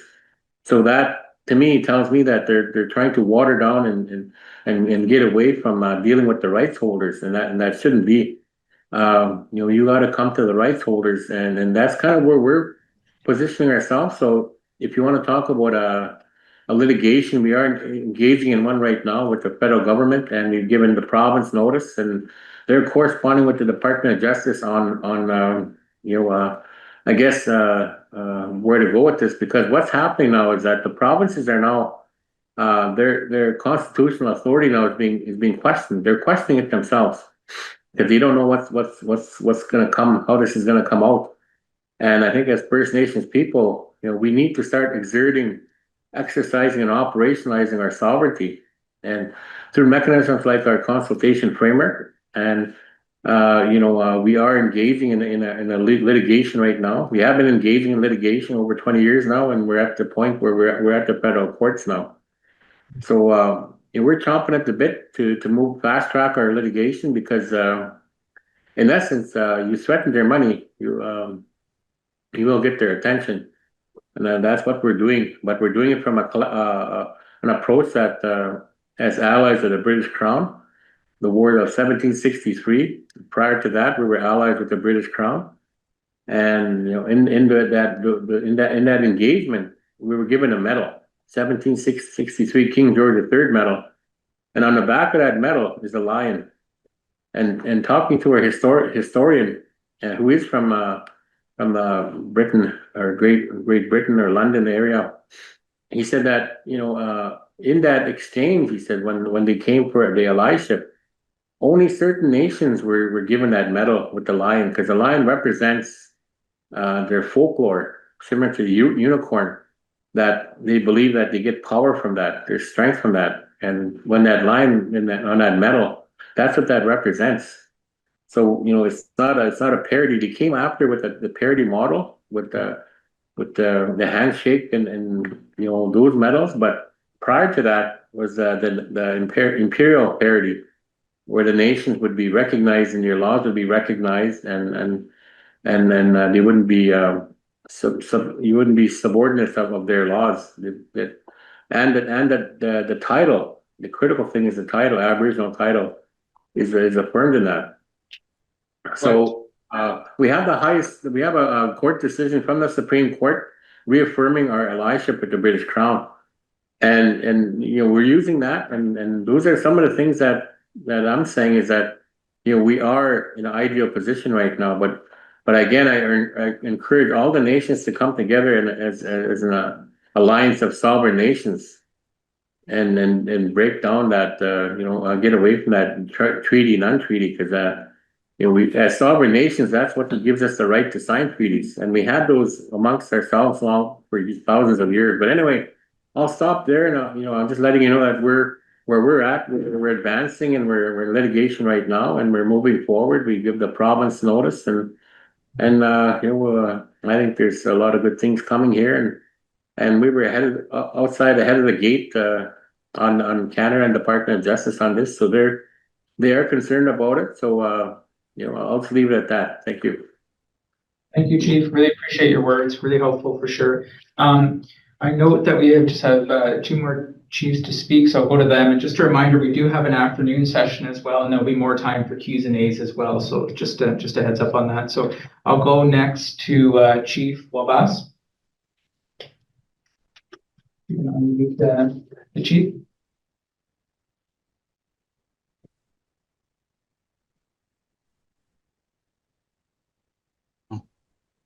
Hello. Hello. Hello, you can hear me, yeah? Yes, I can.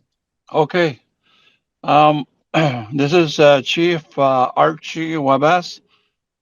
I'm in Wanneman Lake First Nation. It's northwestern Ontario.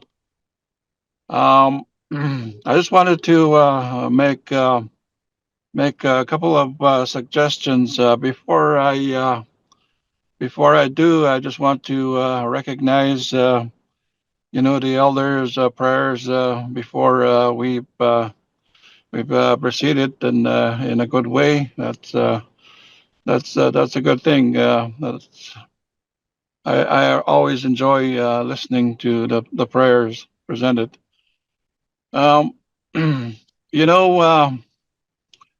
This Canada's Bill C5 is not into a law yet. I think they're on the hearing process, as opposed to Ontario Bill 5 law. That became law last week. Although we had our opposition, we made these peaceful protests in the Queen's Park Legislative Assembly, and we've spoken we've spoken in our opposition to the committee, but still, Ontario is the conservative majority government. They didn't budge. They didn't. They didn't. They just continue on passing that law, no matter what we said, no matter what we did, protesting and all that. It became a law last week. So we have really a big challenge ahead of us for my First Nation and also for our regional PTO, Nishnawbe Nation. We have a big challenge ahead of us. The law contains a special economic zone, meaning that they won't go by environmental law, they won't go by the Species Act, they won't go by whatever law that will halt or prevent from extracting minerals from our lands. Special economic zone is unfettered access to them. They can do whatever they want. So it passed. So that's the big challenge we're going to be having, especially on Ring of Fire. So anyway, I just wanted to let the chiefs know that we're going to be into a really big challenge coming in the coming days and weeks and months. So at this time, what I'm hearing is that the Chiefs of Ontario are going to be rallying in Ottawa in opposition to Bill C5, which is tomorrow. They're going to be around there 12:30 to get all the chiefs and delegates and rights holders to gather up rally in showing the opposition of the bill that we're talking about. So anybody in the area could come and join the rally, and that's what we're going to be doing. And just to show the government that we're not agreeing to the proposed law, because it will have impacts to our Aboriginal rights and treaty. So, and we've never been consulted. We've never been consulted about the proposed legislation. So therefore, we're showing our opposition in that way, in terms of how it will be impact, how it will have an impact in some way. I think that just to show that the chiefs of Ontario and First Nations in Ontario are in the opposition of the proposed Bill C5. So, and the other thing I wanted to mention is the especially Ontario Bill 5.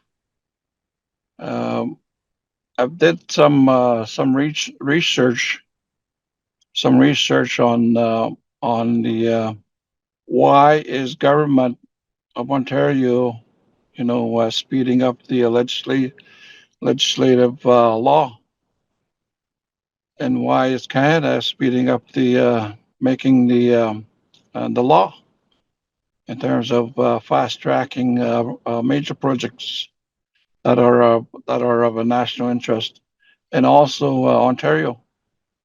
These bills, these proposed bill from Canada, and also the bill in Ontario, it's something to do with money. Back after New Year's, Trump was talking about imposing tariffs to Canada. And Trump keeps saying that, we're giving out money to Canada on these, the trade deals that we have, the trade arrangements that we have with the U.S. And Trump was saying something like $200 billion annually. There's a trade deficit for U.S. on Canadian trade deals.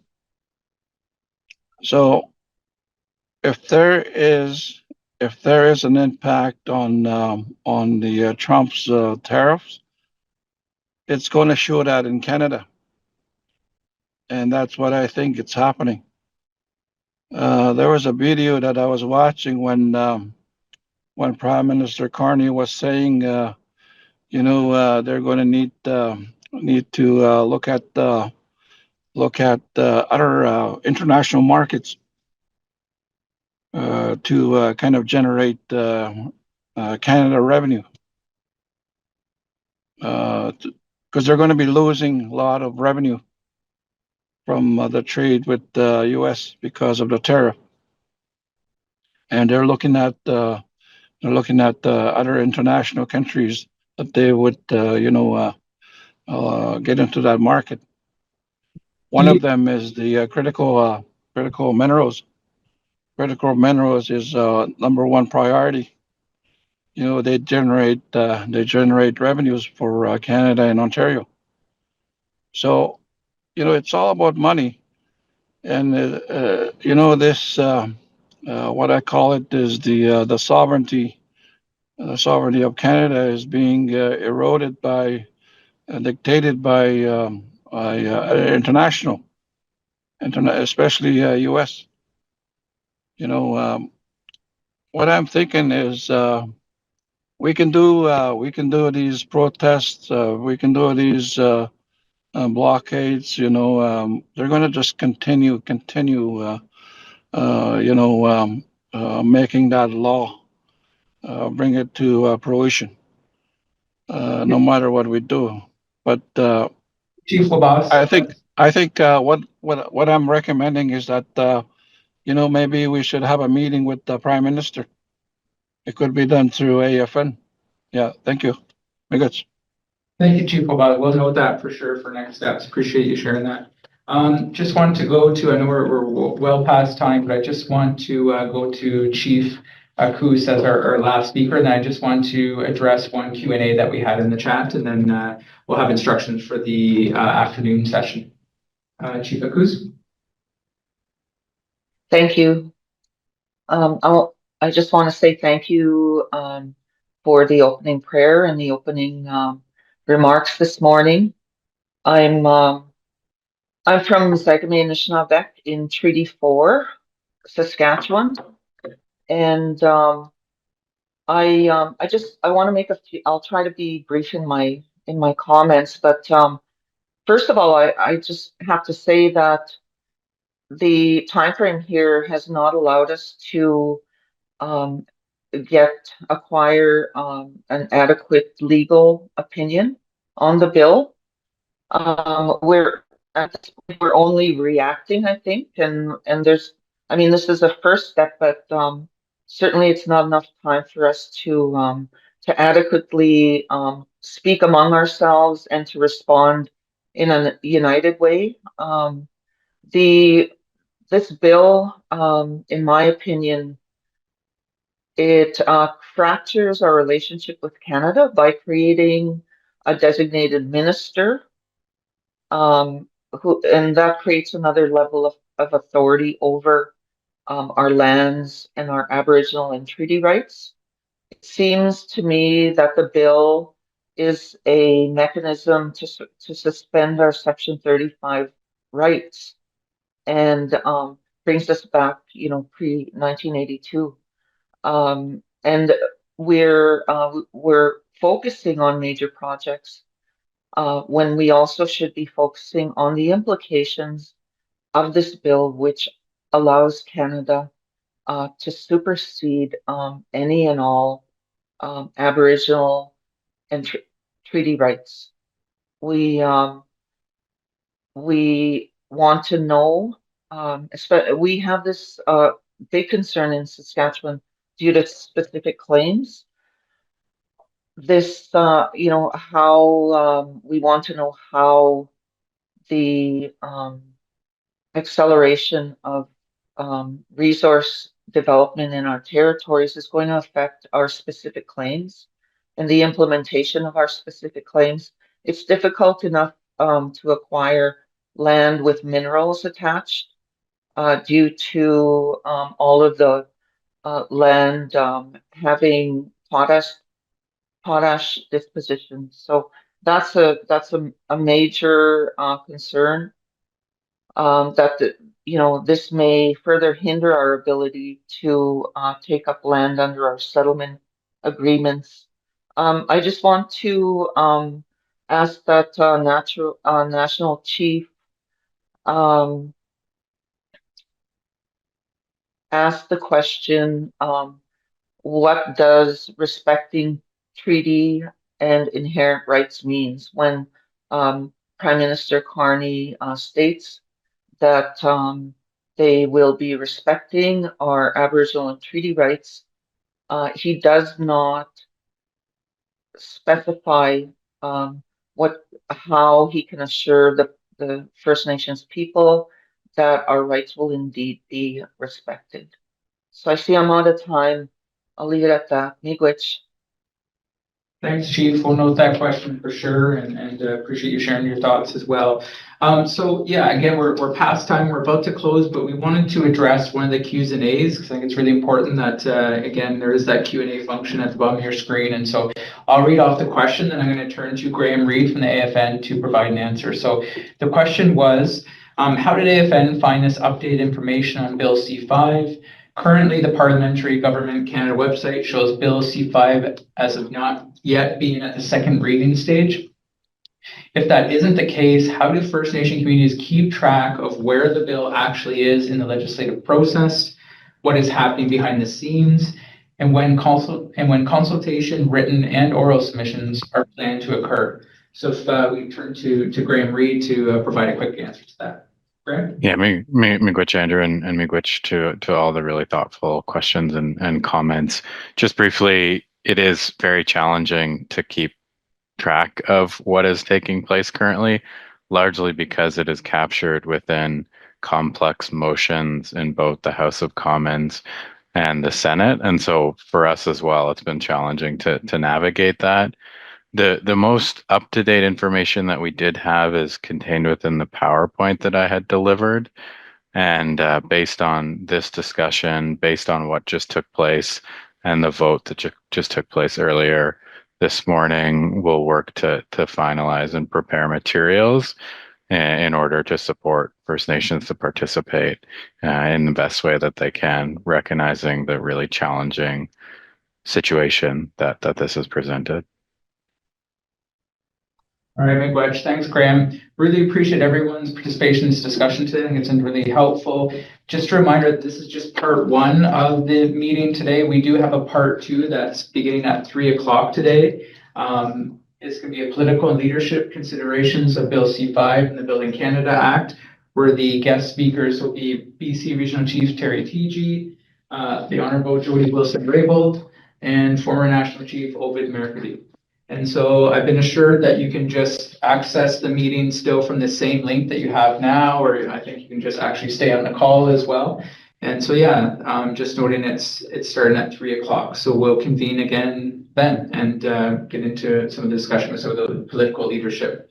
So miigwech, thank you all for participating, and we'll see you again in about 27 minutes at the same link for part two of today's discussion. Miigwech. Okay. Greetings, everyone. Thank you for joining us again today. Today we're hosting a virtual forum for First Nations leadership. Voting. Everyone hear me okay? Yeah. Okay, sit down. Sit down. I know what to do.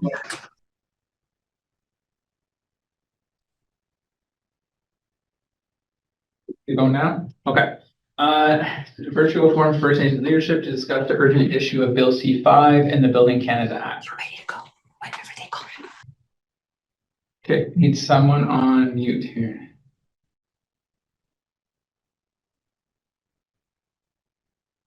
Cora, can you mute everyone except me, please?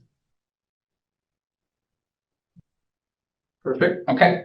Thanks. Okay. I just wanted to, in case you didn't join us for the earlier afternoon session, I just wanted to go through some housekeeping items just to help with how the Q&A portion of the session will unfold. So there is closed caption available for this session, which can be accessed through a link in the email that you would have received. The IT team is also sharing the links in the chat.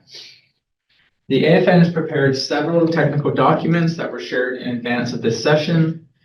We also have those documents. We will have those shared with participants after the meeting as well. And AFN staff, you'll see in the chat, will be sharing documents in there as well. So please take a moment and make sure your Zoom title includes your name, title, and community. You can click on your name and a pop-up box will appear where you can update your information. We have several AFN staff in the meeting available to support. And staff will be updating names that haven't been changed so I know who is in when there are opportunities for Q&A. Staff will also be monitoring the group chat and are available to answer any technical questions you have. So we're about to begin the second panel of the afternoon, focusing on political and leadership considerations around Bill C-5 and the Building Canada Act.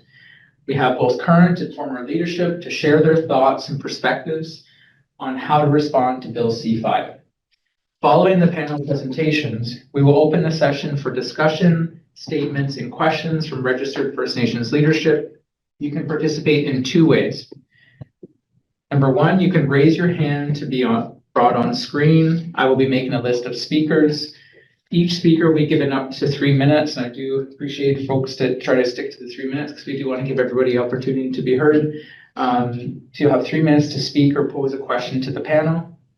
If you don't wish to be brought onto the screen, you can post your question using the Q&A feature at the bottom of your screen. Please note that the Q&A feature is different from the general chat feature. Questions posed in the general chat will not be included, so please use the Q&A or raised hand function. I will switch between those with raised hands and the questions or statements posted in the Q&A. We will try to get through as many as we can by 4:30 Eastern, when we will break early to allow time for people to watch the National Chief present this afternoon and the Senate Committee of the Whole. So with that, so our panelists that we have for this afternoon are in this order: Regional Chief Terry Teegee, the Honorable Jody Wilson-Raybould, and former National Chief Obed Mercredi. Unfortunately, Grand Council Chief Linda DeBossi could not join us. She's tied up in other meetings, so she sends her regrets. But again, we have 3 panelists for you now. So we'll start with Regional Chief Terry Teegee. Regional Chief. Thank you, and Daneza Sekuza Skyza. Thank you. Want to acknowledge the territory that I'm calling from. Claytley Tene, the chiefs. Just want to acknowledge you to attending this meeting, very important meeting today. Want to thank the elder for the opening prayer and Chief Mitchell for the opening prayer. So really important that we have a political discussions. Want to acknowledge our former Attorney General, Minister of Justice and former Regional Chief of British Columbia, Jody Wilson-Raybould, and former National Chief Obed Mercredi. I believe Linda sends her regrets, but certainly really important to be have this important discussion today. So I just want to be clear. I think from the outset, Bill C-5, as currently written, represents a significant step backward in our relationship with Canada. While the federal government speaks of reconciliation, this legislation certainly sets us backwards, and it does the opposite. And it's really an approach to very colonial style of overriding our rights, our treaty rights, and our inherent jurisdiction, and really undermines recognition of our rights and represents a very draconian approach and an alarming overreach of government powers and decision making. And we're sitting in 2 fronts here in British Columbia, one with Premier David Eby and the NDP government, and here with Mark Carney and the Liberal government. I think it's becoming less about project approval and more about government overreach and overreach of powers. And the other thing we should be worried about now is the contemplation of Bill C-2. And this is a real knee-jerk reaction from the government, the federal government, and also provincial governments. We see this in Bill C-5 in Ontario, and I believe Nova Scotia is contemplating a similar legislation as they're touting, taking a no out of Nova Scotia.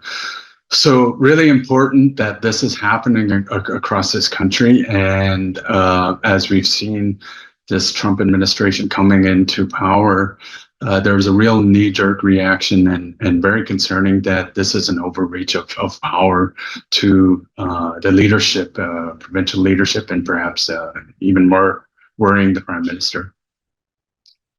And certainly not new in British Columbia. We have endured the mirroring efforts as our technical people have stated earlier on in terms of Bills 14 and 15 and here in British Columbia, in spite of significant opposition from First Nations and other key interest groups in the province. And in terms of Bill 14 and 15, how that transpired is that we were notified 3 days earlier.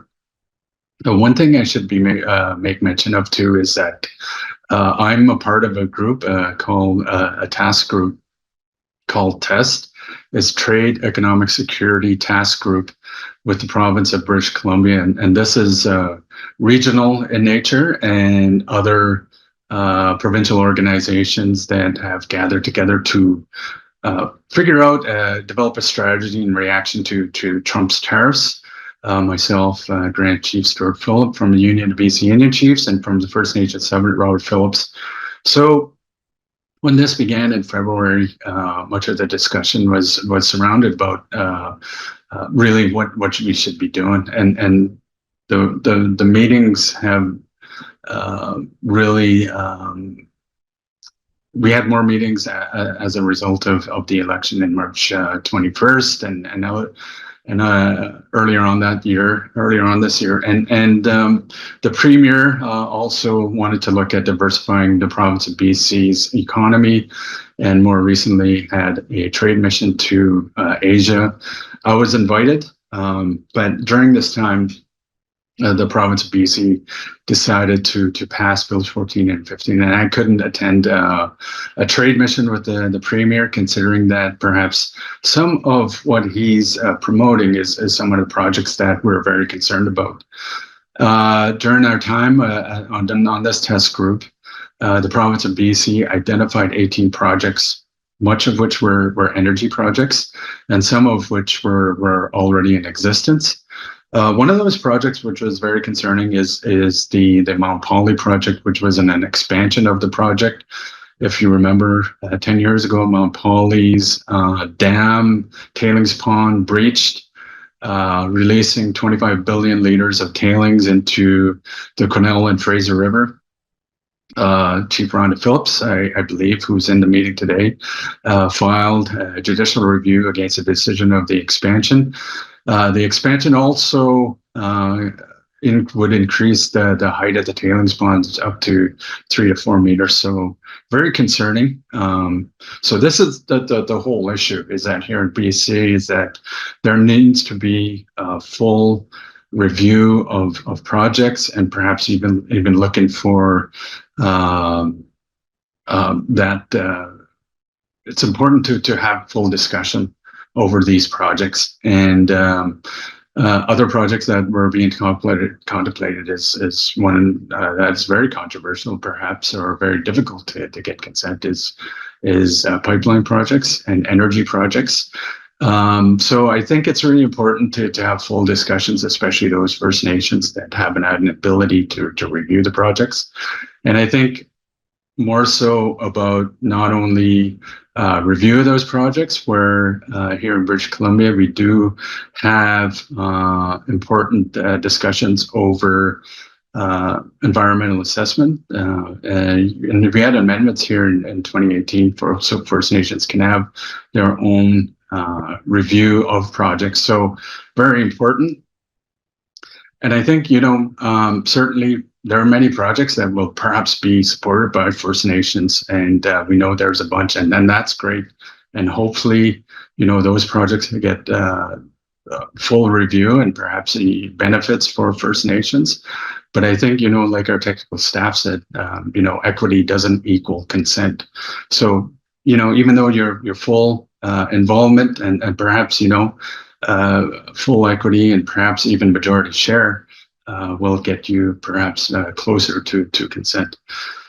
So as part of the AFN, and also have I'm also the chair of the Chiefs Committee in the United Nations Declaration Act, and one of the things that we are doing here is try to align many of the laws with the United Nations Declaration Act, and certainly one of the things that we're wanting to see that this federal government do is to have a whole of government approach and have more resourcing so First Nations can participate in the alignment of laws in this country. Similarly, in BC, we've done this. The province of BC provided $200 million to our First Nations to participate in the alignment of the Declaration of Rights of Indigenous Peoples Act in the province of BC. And yet we're still dealing with many of these issues, such as Bills 14 and 15.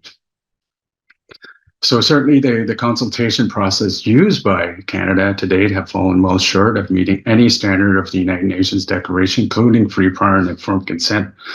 One of the things that we did do here in BC, and this is in regards to a reaction to the province of BC, was that we passed a resolution in regards to the province of BC to really engage with our First Nations in regards to, some of the countermeasures and perhaps even the reactions to what's happening from the Trump administration.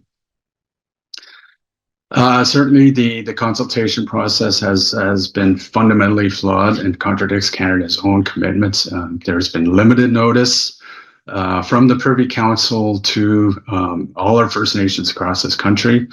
There's been no direct consultation with First Nations, treaty rights holders, title and rights holders. There has been months of planning with this government without meaningful First Nations engagement since March 21st. And complete bypassing of establishment BC specific United Nations Declaration Act tables that were designed for exactly this type of co-development. Certainly, this is not consultation. This is notification. This is not free, prior, and informed consent that the United Nations Declaration of Rights requires that Canada commit through the UN Declaration Act. We have existing bilateral relationships and established tables specifically designed to ensure, at least in BC, our priorities are reflected in federal legislation. Yet these mechanisms were and many mechanisms across this country, such as those that uphold treaty, have completely been ignored in the development of Bill C-5. So there's certainly critical gaps.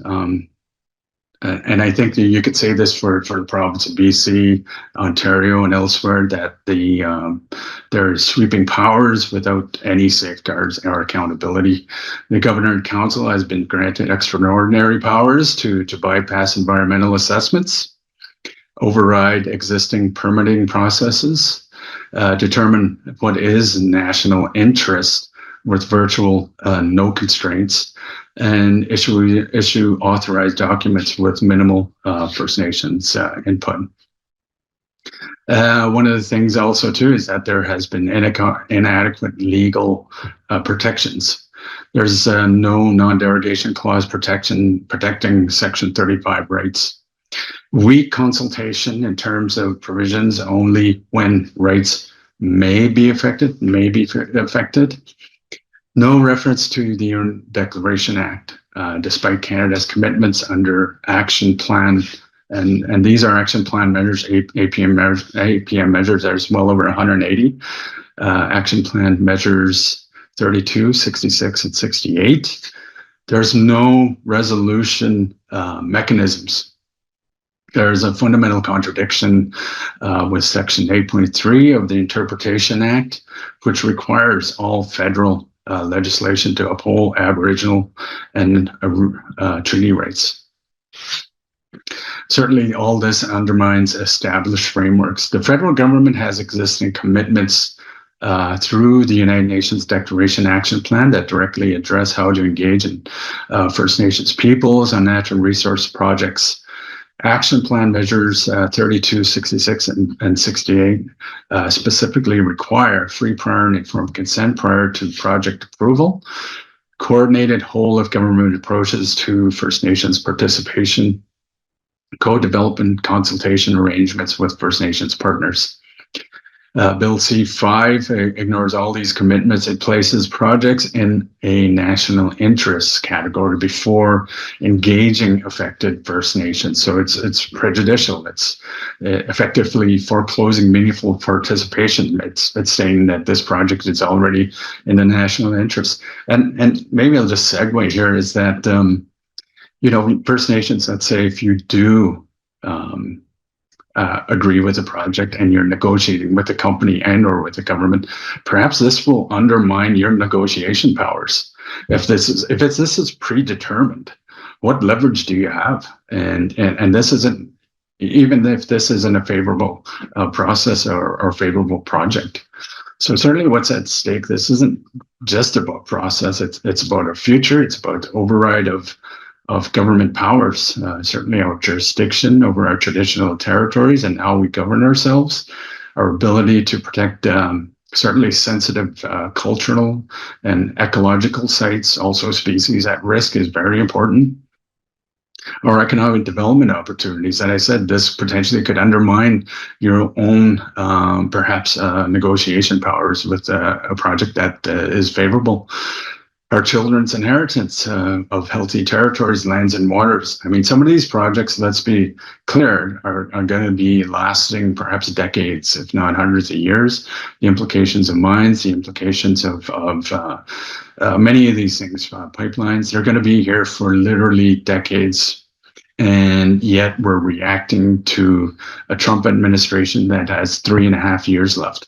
So we're really, I think, the problem is that really thinking about this is that when it comes down to major projects, when it comes down to the national interest, what's at first cost is First Nations rights. What's at first cost and thrown under the bus is First Nations rights, treaty rights, in the so-called natural interest.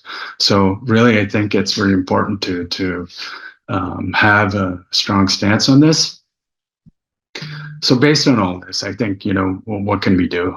I think really first and foremost is rescind the bill until full consultation is completed with our First Nations.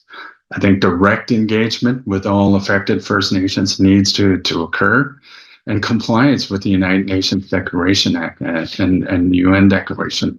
Basically, Carney, Liberal government, follow your own laws.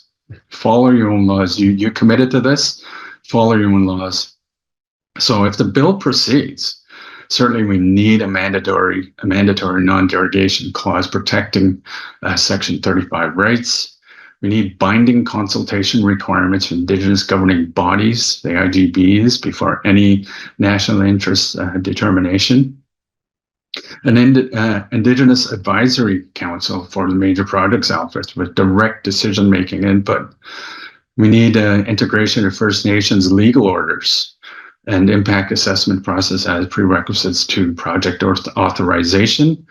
Clear definitions of what is national interest. We need this as a clear definition that include First Nations recognition of First Nations rights.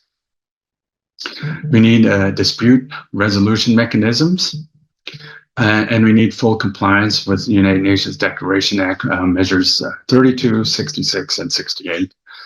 Certainly, path forward, we can not allow the urgency of responding to U.S. trade measures to justify using this as this existential crisis to justify trampling our First Nations rights. Basically, one of the things I'm really thinking about this is Trump's gift wrap to the premiers and to the prime minister. Here you go. And they're utilizing it. And what do they say? Never waste a good crisis, and that's what these premiers and the prime minister are doing. Certainly true, reconciliation requires that we work together. No, not First Nations be steamrolled in the name of economic expediency. Canada must shift from Crown-led consultation to a rights-based co-governance model.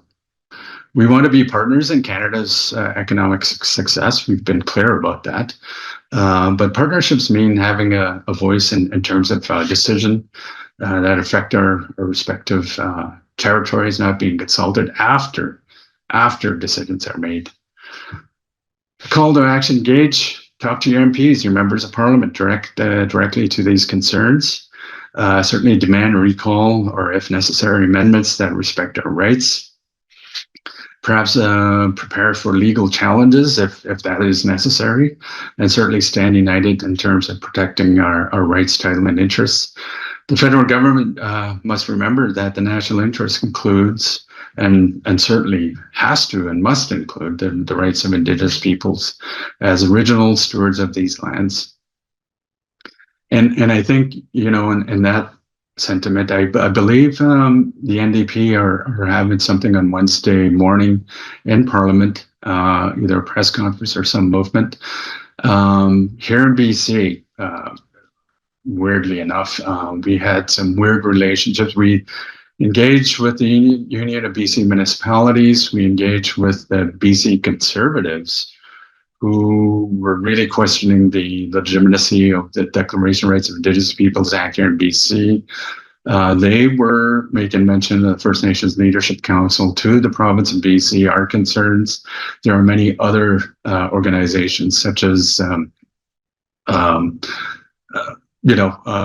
they're really weird relationships that came out of the word work that were in opposition to Bills 14 and 15. But I think I think this is something that perhaps needs to be contemplated and nationally is those other organizations that have concerns about. I think it's becoming more, look, the issue of bureaucracy, it's their issue.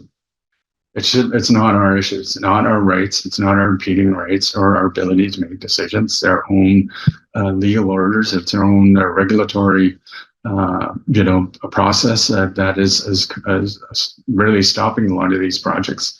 It's their own issues by overriding, and this is what we should be concerned about, is legislation like this, and perhaps even the borders legislation that they're contemplating, Bill C-2. We should be concerned, and I think it's not just First Nations. I think the general public should be concerned about overriding powers. Certainly will not accept legislation that treats us as mere stakeholders, not to be consulted rather than governments to be respected. Canada has a choice. I think we're really at a fork in the road here. Do we want genuine partnership or continued colonialism? Bill C-5, as written, represents a latter. We demand better and certainly will accept nothing less than legislation that upholds our inherent rights, respects our title, respects our treaty rights and our jurisdiction. So that being said, I know there's a lot to be said here. I'll leave it at that. And I thank you all. Thank you. Back to you, Andrew. Must Thank you, Regional Chief TG. Really appreciate your sharing your thoughts. Really helpful to the overall discussion. And now, just a reminder, we will have time for Q&As with the panelists after we do hear from them first. So next on the agenda is we have the Honorable Jody Wilson-Raybould. Hi, thanks Andrew. Thanks to the AFN for inviting me to participate on this panel. Want to acknowledge all of the leadership on this call. I'm coming to you from Coast Salish territory, the Tsleil-Waututh Nation today. Thanks to Regional Chief Terry for his comments. Covered a great deal in those comments. I will reflect a little bit, provide a number of reflections in terms of the place that we're in with respect to Bill C-5. But I wanted to open up by just talking or providing a couple of anecdotes from when I was in government, when I was Minister of Justice and Attorney General of Canada.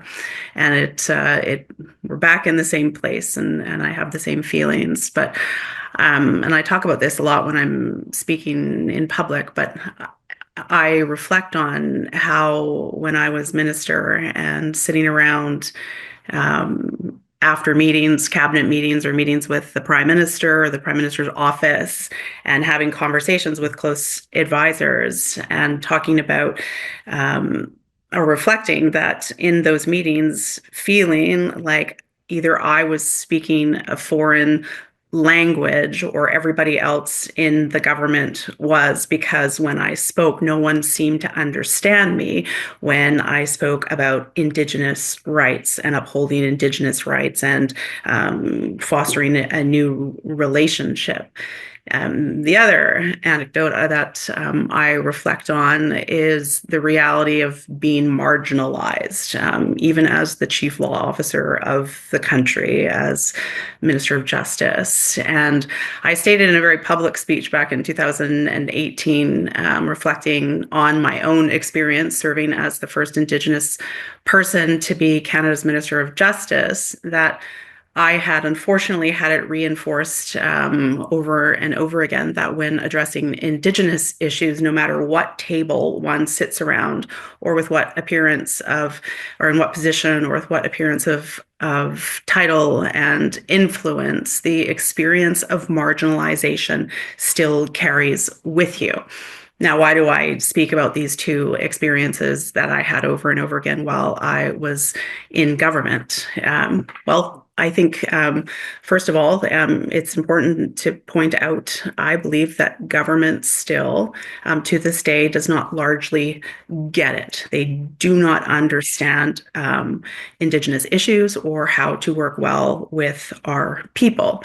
I think it's really important to have Indigenous peoples in high places. And of course, there are Indigenous ministers sitting around the cabinet table today, and that's important. But that is one in probably a million things that we as Indigenous peoples need to do to advance our rights and our title. And this is work that we're continuing to have. But the basic message is that governments still do not get it. And I have a debate with myself.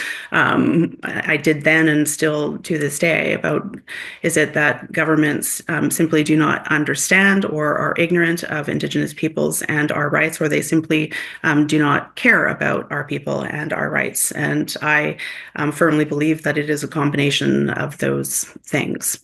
So leaving that aside, I wanted to just build on a lot of what Regional Chief Terry has talked about and provide three reflections in terms of Bill C5 and to illustrate some challenges and the need for us as Indigenous peoples across the country to come together and, I believe, draw a firm line in the sand in terms of this bill and the need to kill this bill.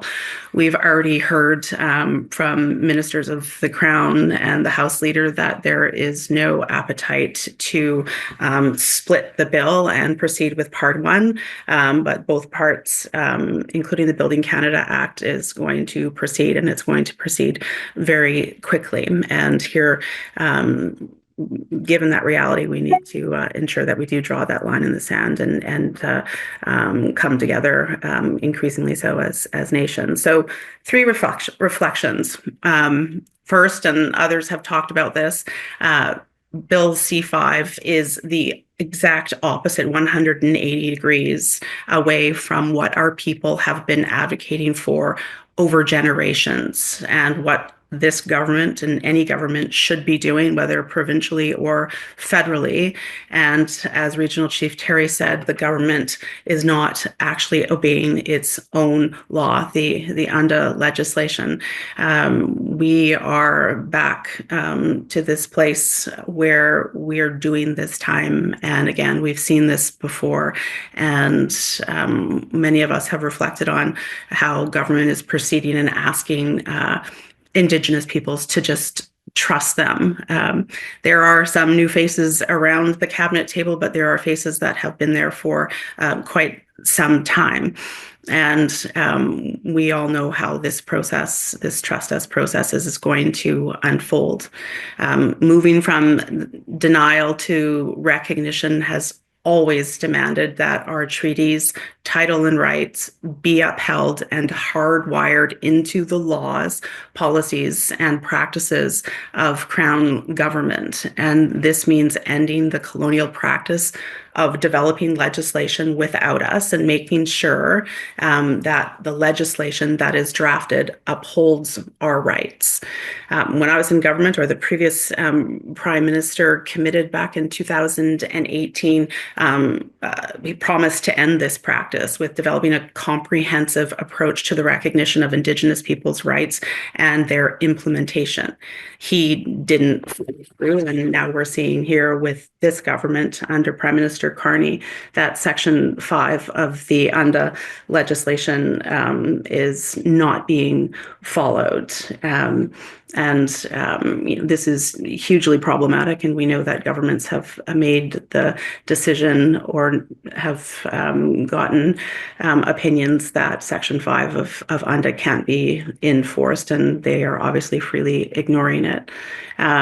So, as has been stated, Bill C5 was developed in closed or behind closed doors. It's not a good recipe, and rather than upholding our rights, it strips away and stripping away even the meager protections that we may have had in legislation. This bill does nothing but restate long-standing constitutional principles. It does not change laws. It doesn't change policies and practices. The simple message of this bill is the government will make decisions and build projects on its own terms, at its own pace, and based on rules that it chooses to make up as they go along. In essence, government will say what is in its interest, in the national interest, and then they will decide on how to proceed. Government will make the rules and they'll talk to us later. Maybe, and government will determine what matters, what issues matter, and talk to us later again, maybe. So the second reflection that I wanted to make and have made it publicly in some op-eds, this bill defies common sense. And again, it shows that the government simply does not get it. Government wants to speed up decisions around projects, and that's fine. And many of our nations, and some have spoken today, want to make things, most of our nations want to make things clearer, better, and build economies, but on proper terms. But the common sense thing, or the simple lesson from history, is that delay and uncertainty in decision making is not from doing too much to uphold Indigenous rights. It comes from doing too little. You do not speed things up by ignoring rights. You speed things up by recognizing and dealing with them properly.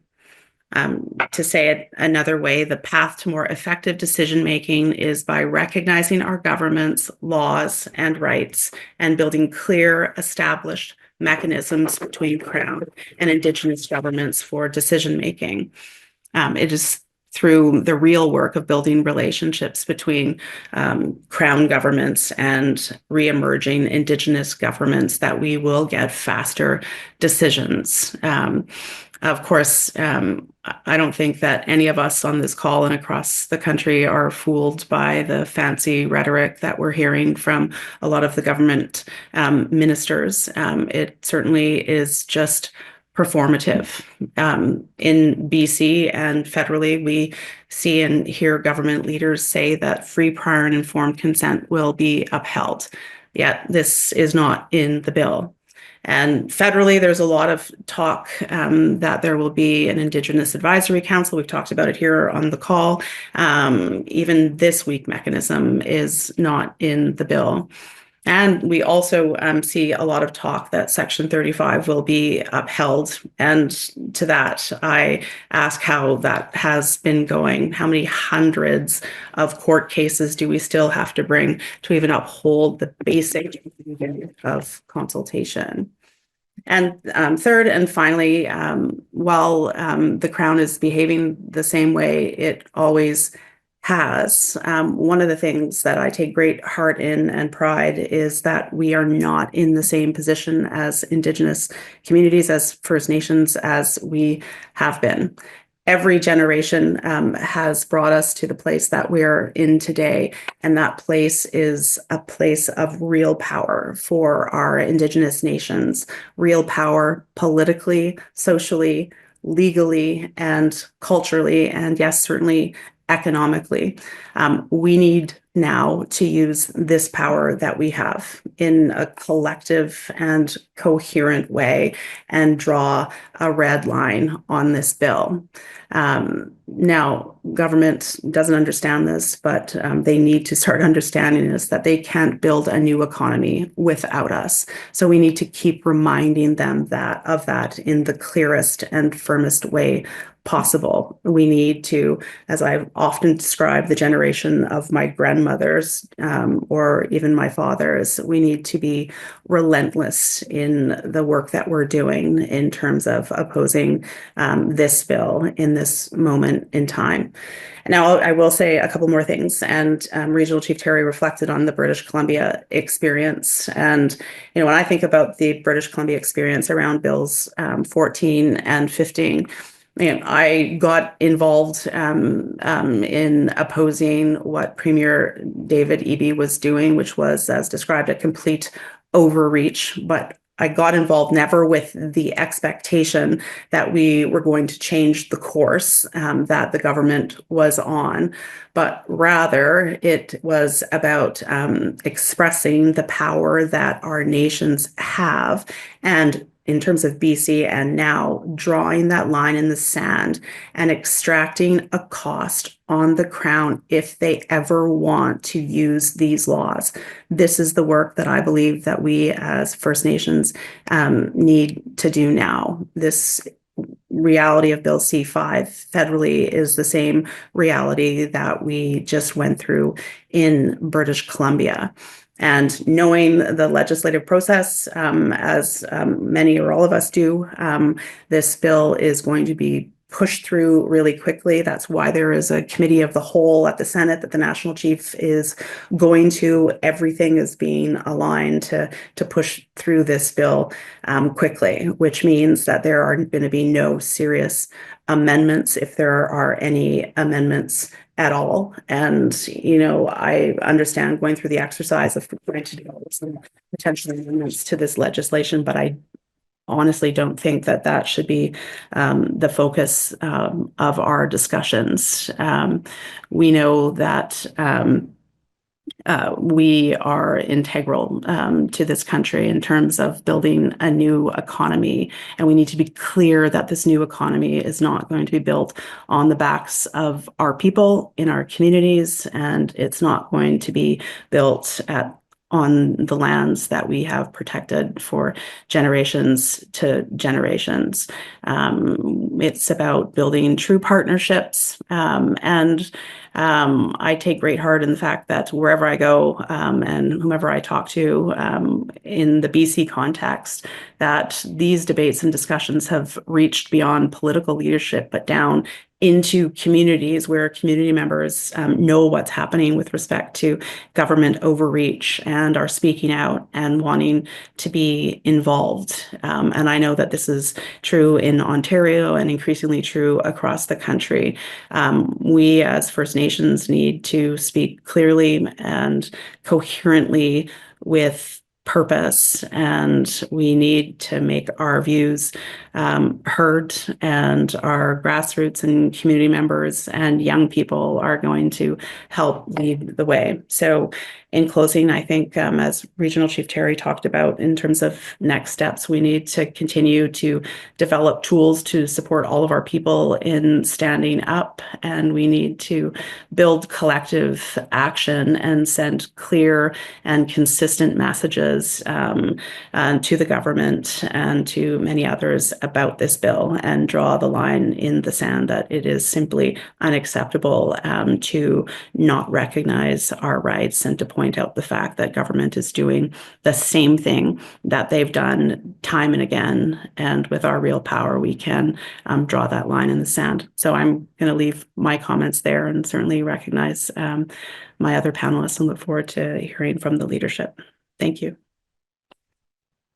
Thank you very much. Really appreciate you taking the time today, Honorable Jody Wilson-Raybould, to address us today in the leadership. So thank you for that. And so our last speaker on this panel, before we do have an opportunity for some Q's and A's, is former National Chief Ovid Mercredi. Over to you, National Chief.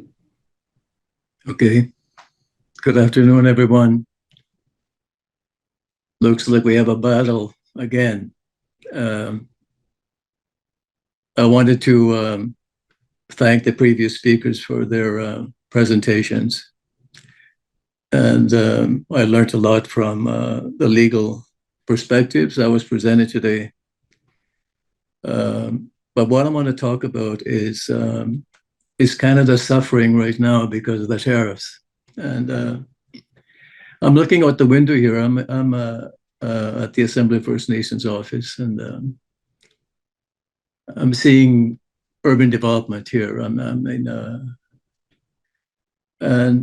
I'm thinking about what happened to Treaty 5. Like, that's the treaty my ancestors signed. It'll be 150 years in September of this year. But I don't see any evidence of development because of that treaty. Not because it doesn't deserve to be supported, but because the Crown failed to honor it. So I'm also thinking about the time when I was National Chief, and even before then, I should say, about how the state will stand up for their quality of life, their progress, their advancement at the cost of our people. Not just in terms of our rights, but even willing to use force against our people. I'm talking about Oka. And I'm also talking about Gustafson and Nipperwash. And the one that happened when I was National Chief was Oka, and the other one was Burn Church. These were about resources that belong to our people. And we have names for them. We say Aboriginal title, we say treaty rights. But it's what we own. It's what we have. It's our belonging. And I have not seen even that kind of resistance that we had resulting in any real progress for our people, economic progress. And I'm saddened by that. So it's very difficult for me to really become a cheerleader for this legislation that the federal government is introducing. But I know I'm a sensitive man. I know what they're trying to do. They're protecting themselves. They're protecting their country, their people. They want to maintain prosperity for themselves. They're talking about security, national security. They're talking about economic security for the country. And they want to bolster up their national defense. And they're even talking about national autonomy. And this idea of mega projects being the road towards all what they want to do in a national interest. And what I find interesting is that they also talk about investor confidence. Now, none of us are in a position to invest anything. And any projects that we have are small business projects. We're not into the circle of investors whatsoever, but they want to make sure that whatever happens in terms of their prosperity, they also take into account the right of investors. And we take a back seat to all that. We're lumped together with environmental concerns, so not much has changed really in terms of how they perceive us as a people. And I think it would be very difficult to be a cheerleader right now for this legislation if you're a First Nation person. I mean, if you really believe in your treaty rights and your Aboriginal rights, I mean, you can't possibly be a cheerleader of what the country wants to do. Now, I know a little bit about law and a little bit about Parliament, not much, but I also know that they can do whatever they want, that they will pass this legislation, and they'll do it quickly. So what options do we have? Like, I mean, all we have is resistance. What more can we do besides fighting in roadblocks or whatever we've done in the past? Do we still use the courts with limited success? How do we protect our people? How do we make sure that we get prosperity and economic security? How do we make sure we get our autonomy guaranteed? That's the question for us. And I have some ideas on what we need to do. There will be some people that will want this major projects because they see economic gain for them, either as a community or as individuals. But we should make it a guarantee if that's what they want, because there's no certainty there for them, for anybody that wants to benefit from any national project. And since we don't know what they are, it's difficult to engage in a conversation amongst ourselves right now as to how we might benefit from that kind of opportunity if we look at it as an opportunity. But my idea is this: every region has to drop what they're doing, all the leaders, and they have to make this their priority to decide for themselves whether it's treaty-based area or Aboriginal title or regional-based approaches. You have to decide where you stand with major projects. And you also have to decide what your strategy is to make sure that your people gain prosperity, that we protect our sovereignty as a people. This is, to me, what our mission should be at the present time. And apart from that, we should have the Prime Minister come to us, not in a speech, but to sit with us, and whoever he wants to bring. And he should sit down with us and hear our wishes for a better future for our people. We need all those things that our people require, like housing, health, education, and all that, infrastructure. Maybe we are a major project. You know what I'm saying? Maybe our needs are a major project. But the Prime Minister needs to come and talk to us. And he has to be open-minded enough to understand us. Because as it stands right now, from my perspective, not much has changed with respect to their relationship with us.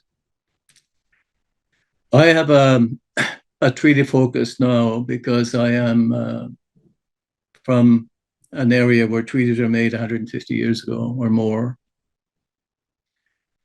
But I also know that nothing has changed in terms of honoring those treaties since they were negotiated and agreed to. So we need the Prime Minister, we need the representatives of the Crown to sit with us about how they're going to honor the treaties. I think 150 years is long enough to wait. So I'm advocating we go back to the British Crown. Forget Canada.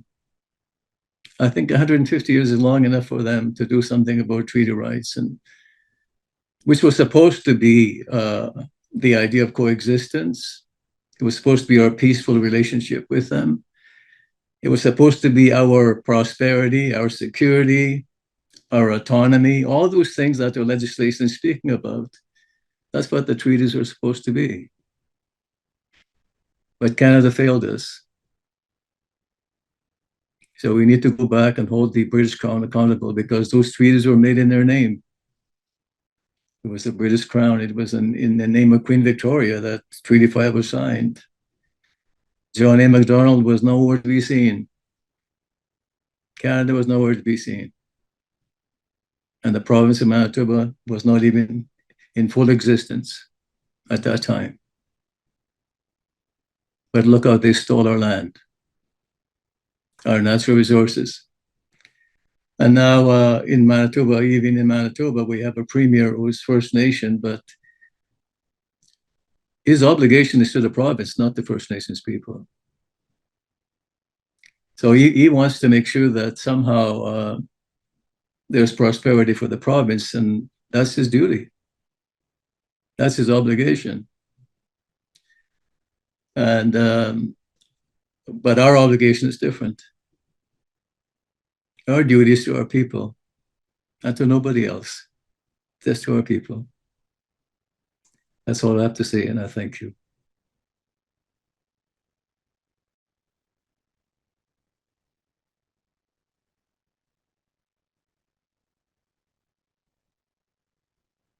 National Chief Marketing, really appreciate you joining us today. Really good panel presentation, and so now we have time for Q's and A's with the First Nations leadership that are on. I should note that Chief Edward John had posted in the chat before, so I have him as our first speaker for Q's and A's, and for everyone else, just a reminder how to participate. You can raise your hand to be brought on screen, and we'll be making a list of speakers who'll be given up to 3 minutes, and please, if you can try to keep to 3 minutes, recognizing that we want to hear from as many people as we can. And if you don't wish to be brought onto the screen, you can post your question using the Q&A feature at the bottom of the screen. So I will first go to Chief Edward John.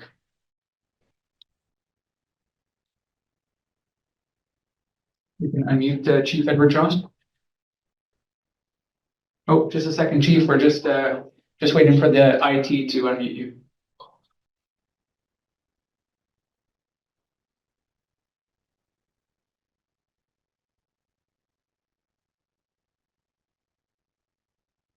So can you encore? Thank you. I'm on now, I think. There we go. Yeah. Thank you. Thank you so much. Nothing surprises me much in the behavior of governments, federal or provincial. I listened to King Charles III's throne speech on May 27th, and he said, in acknowledging the unceded territory of the Algonquin and Anishinaabe, as an acknowledgement, recognition of a shared history as a nation, while continuing to deepen my own understanding, it is my great hope that in each of your communities and collectively as a country, a path is found toward truth and reconciliation in both deed, in word and deed. Now, it may kind of be buried, it's in the front, in the first few lines of his throne speech, written, as I understand, by himself.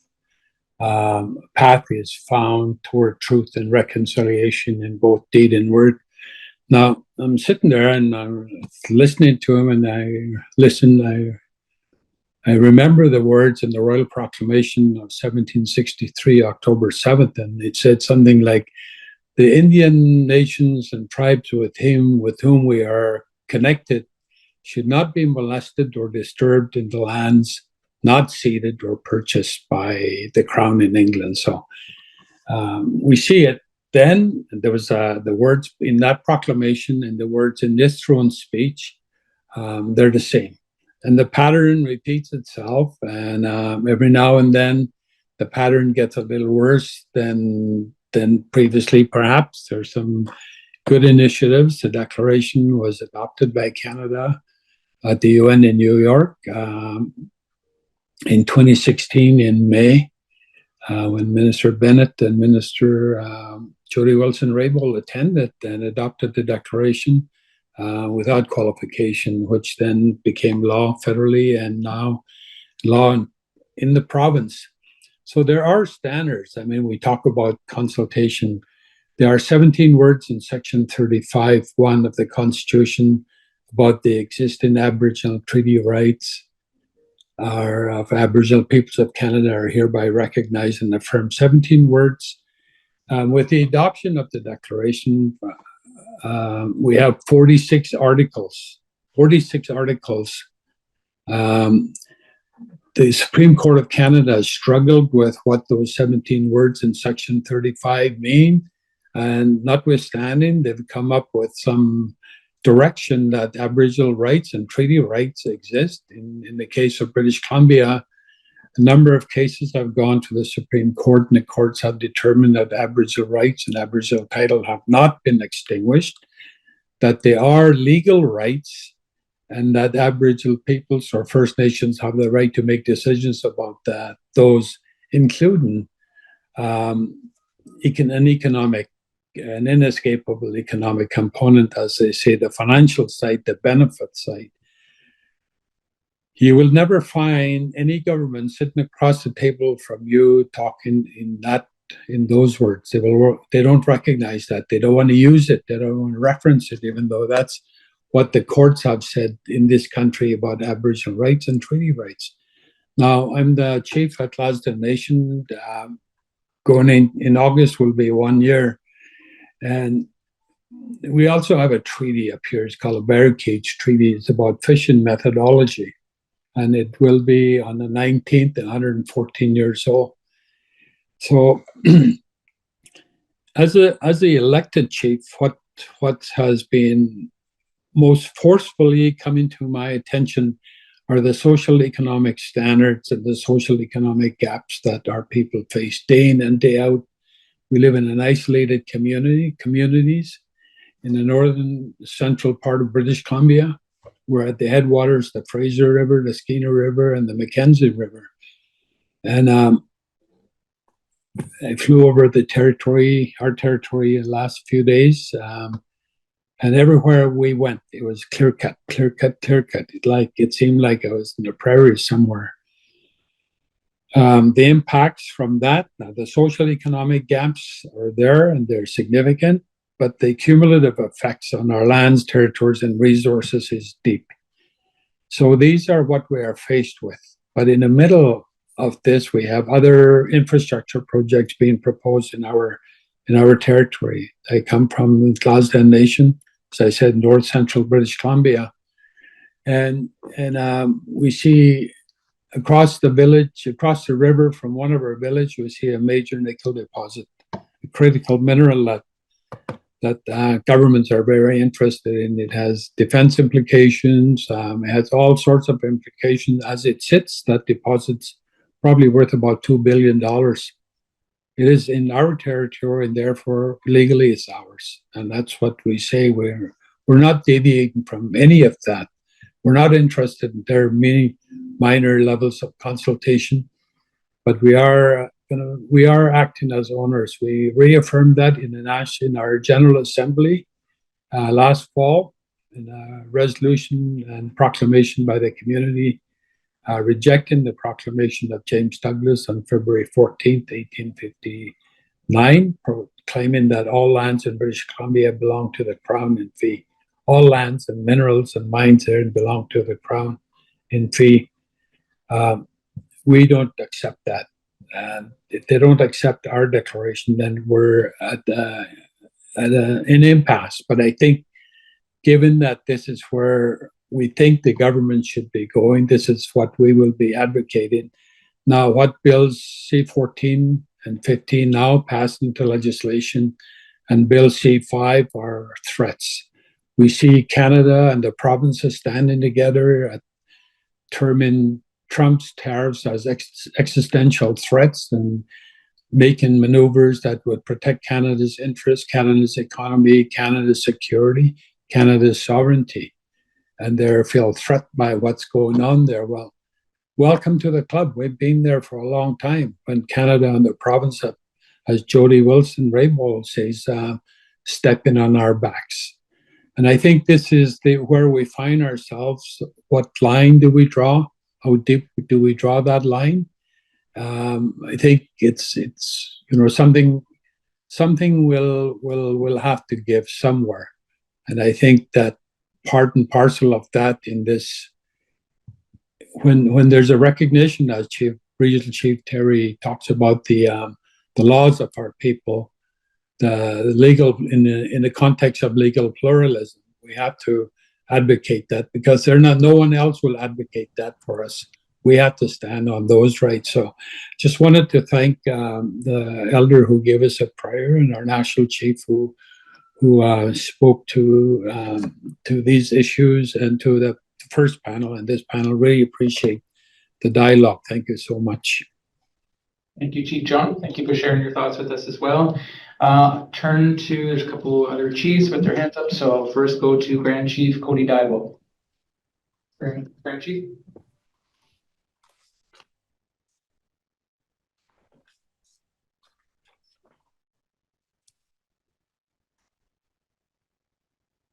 So luego. So on the eager day near the Tahias Cody Dio Daibo again for Mohawk Council Gunawaga. My suggestion, I guess, would be taking ownership of the stuff directly and working amongst ourselves, creating our own trade agreements. Again, based off of the community's wants or desires to go down that road economically. Understandably, there's communities who don't have as much resources as others, but let's work together to ensure so that if there is going to be any type of economic development opportunities, that we lead the charge. I'm pretty sure any of the third parties would rather deal with us than have to go through Canada or the provinces and have to pay their taxes and whatnot. If it goes through us, I mean, obviously there's a benefit to work directly with us instead of working with the provinces or Canada directly. So that would be a suggestion of mine. Kahnawake has been actively trying to enter into different trade protocols with other nations, even internationally. So these are things I think that we can start exploiting, and then we become the drivers of this and kind of just kick Canada out right from underneath them. There's no stopping them at this moment. I mean, even if we decide to do nationwide actions, which again, I think that's also something that we can do, but try to get the messaging out there from our individual communities that we're signing or having our own trade protocol agreements with other nations could be something that we can explore at the very end, and that we're taking on sort of bidders, we'll say, at that moment. So it's just a comment I had. Thank you, Grand Chief. Appreciate your words there. Next on the speakers list would be Chief Spahan from Colville. Chief Spahan. You can unmute the Chief. Thank you.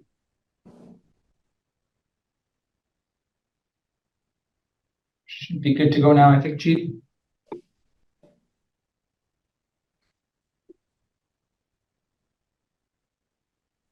Yeah. Encore, could we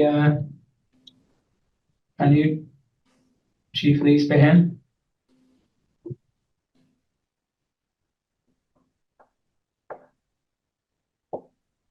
Okay, I think you're good to go now. West Lise Behan, Cook Vince Letku in the Cup Nation. Hello and good afternoon. Lise Behan, Chief of Coldwater Indian Band of the Inle Nation here in the unceded territory of the interior. I'd like to thank the elder for the opening prayer. I'd like to thank Regional Chief Terry TG and Jody Wilson-Raybould and National Chief Ovid Mercury for their presentations. I've taken some notes and have some comments and questions in regards to the discussion we're having today. Regional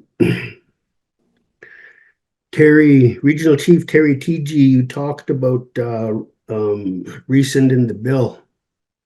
I'd like some more clarity around that on how the chiefs across Canada can come to a consensus on how we can put that message out to the national chief, Cindy, to do that at the debate this afternoon. You also talked about defining the national interest. I think that's a good point to add in there for a question for the national chief to ask when she's at the debate.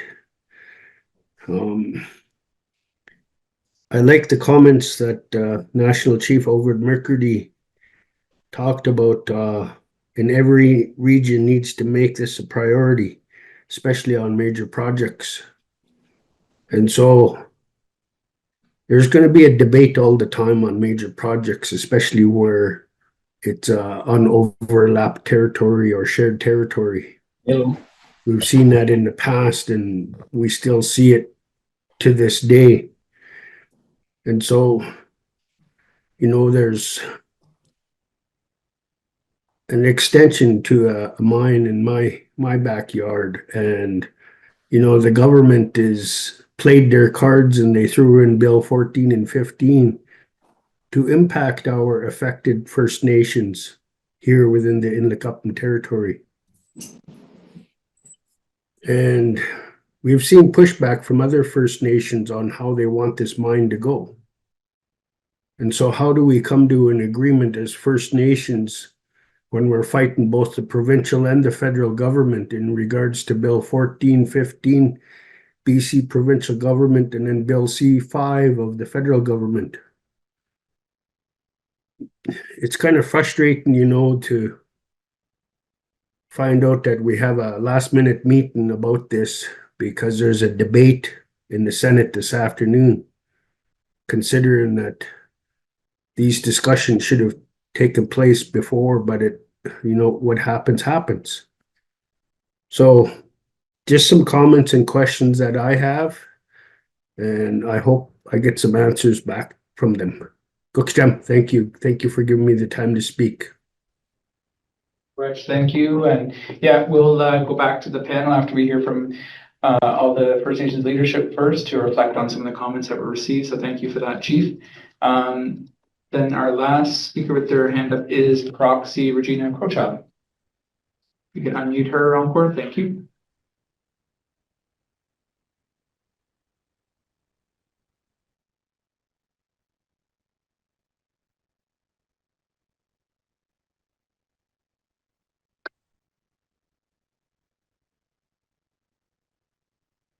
Encore, can we unmute? There, I think it's done. This earlier today when I spoke, I forgot to thank the elders for their prayers, and I think we really need it now. And that's something that has carried us through. And if you look at all the First Nations across the country, the treaties 1 to 11, the pre-Confederation treaties, those that have domestic treaties and those that don't have, we're all nations. And I'm just beginning to feel very depressed because we are not really strategizing on what we can do. Canada will probably go through it, pass this within this week, but maybe by Friday, we'll pass this bill. So once they pass it, what are we going to do? I think it's time all the First Nations across this country stand together and do something about our sovereignty and our inherent or Aboriginal rights, whatever we want to call it, and on our treaties. We have the power. We have the authority. I know I come from Treaty 7, and in our written text of the treaty, it said we ceded and surrendered our territories, which is totally false because that is not what our peoples had agreed to. And we all know that those treaties were written to help the newcomers to our territories. That was in their interest, their best interest. And now, again, through this bill, it is in the best interests of Canada to pass this bill. And I can assure you that when the Natural Resources Transfer Agreement was done, none of our peoples gave their consent. We weren't notified, and we do not agree with it. And yet, we talk about the prosperities or the best interests of Canada, and that's what the government of Canada is doing. They're taking our natural resources for their progress, for their benefit, and our people are left behind. And I know some of our peoples, some of the First Nations have gone into the business on the natural resources, oil in particular, and gas. But many of us haven't. So what are we going to do to protect our interests? And in any legislation, it always says this does not derogate or abrogate the Treaty on Aboriginal Rights, but the content of those legislations speak or promote the abrogation and derogation of our rights as peoples, as the first peoples of this Canada, the state of Canada. So I'd like to hear something that we can do collectively as to how to deal with this. And I'm pretty sure it's going to pass because it is not in the best interest of our peoples, only for Canada. And even though Canada is on a tariff war with the United States president, they don't even take into our consideration that they stole our mineral rights, our oil and our gas, and don't even bother to talk to us. G7 is having a meeting right now in our territory, and yet all they did was bring some of our peoples to greet these states holders. And we're just another token Indian in this whole process. And that is totally wrong. So what are we going to do collectively to protect our interests so that what Canada does is to promote our benefit, for our benefit, and not just Canada, the state of Canada. We've never joined Confederation. We are sovereign peoples, even though Canada's legislations have taken that authority from our peoples.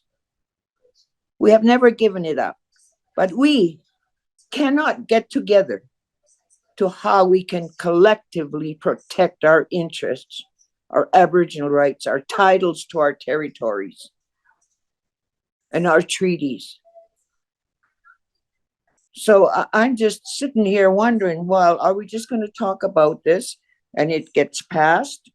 And then when the project comes up, certain people are going to protest it, or they're going to try and meet with Canada for the best interest. And I can assure you it's going to be the best interest for the Canada, not us, on whatever comes up.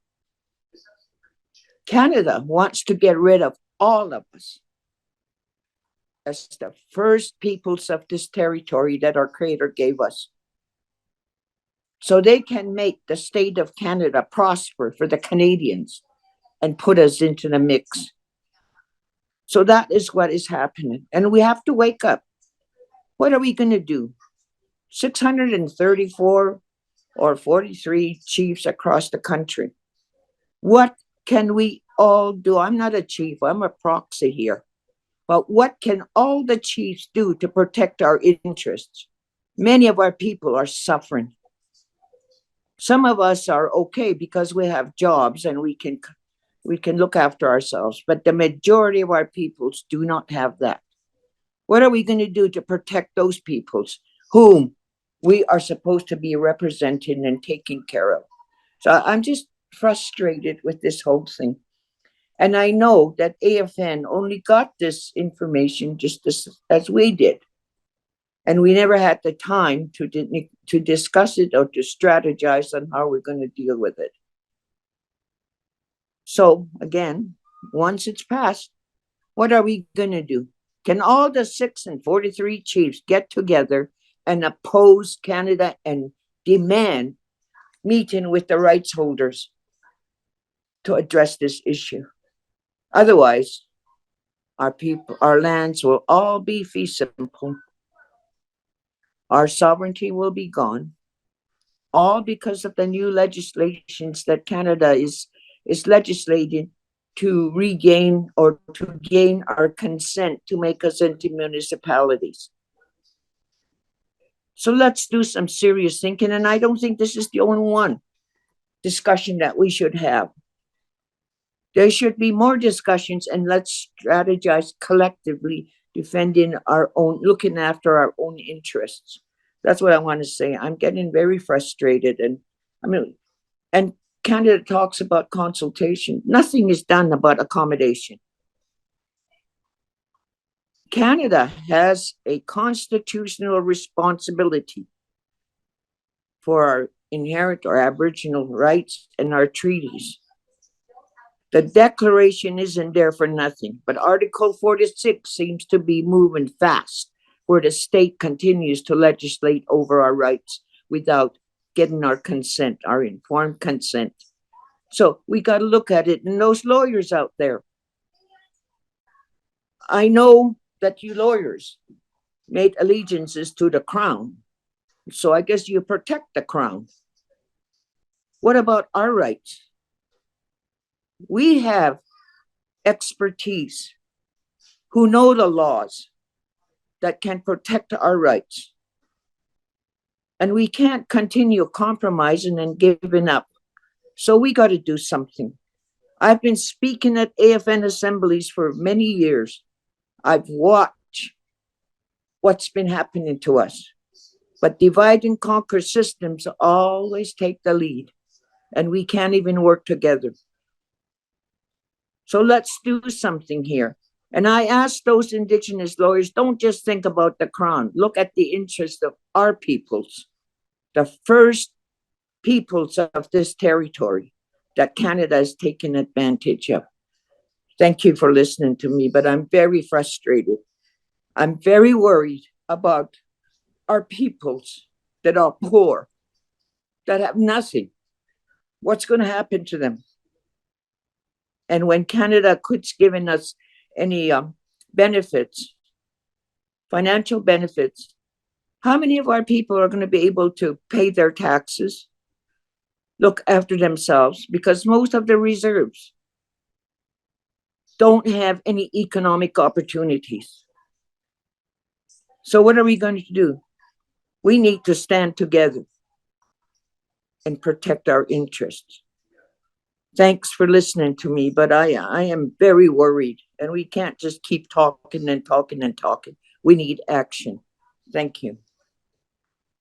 Thank you, Prophecy, Regina Croce. I really appreciate you sharing your thoughts with us, and I definitely have, I think, at least a question there to pose to the panel following your question there. But I just want to hear first from Chief Wabas, and then I'll turn to the panel to talk about, kind of what could be those next steps and what do we do collectively about this legislation. But I want to first hear from Chief Wabas, and then we'll go back to the panel. So Chief Wabas, you can unmute him.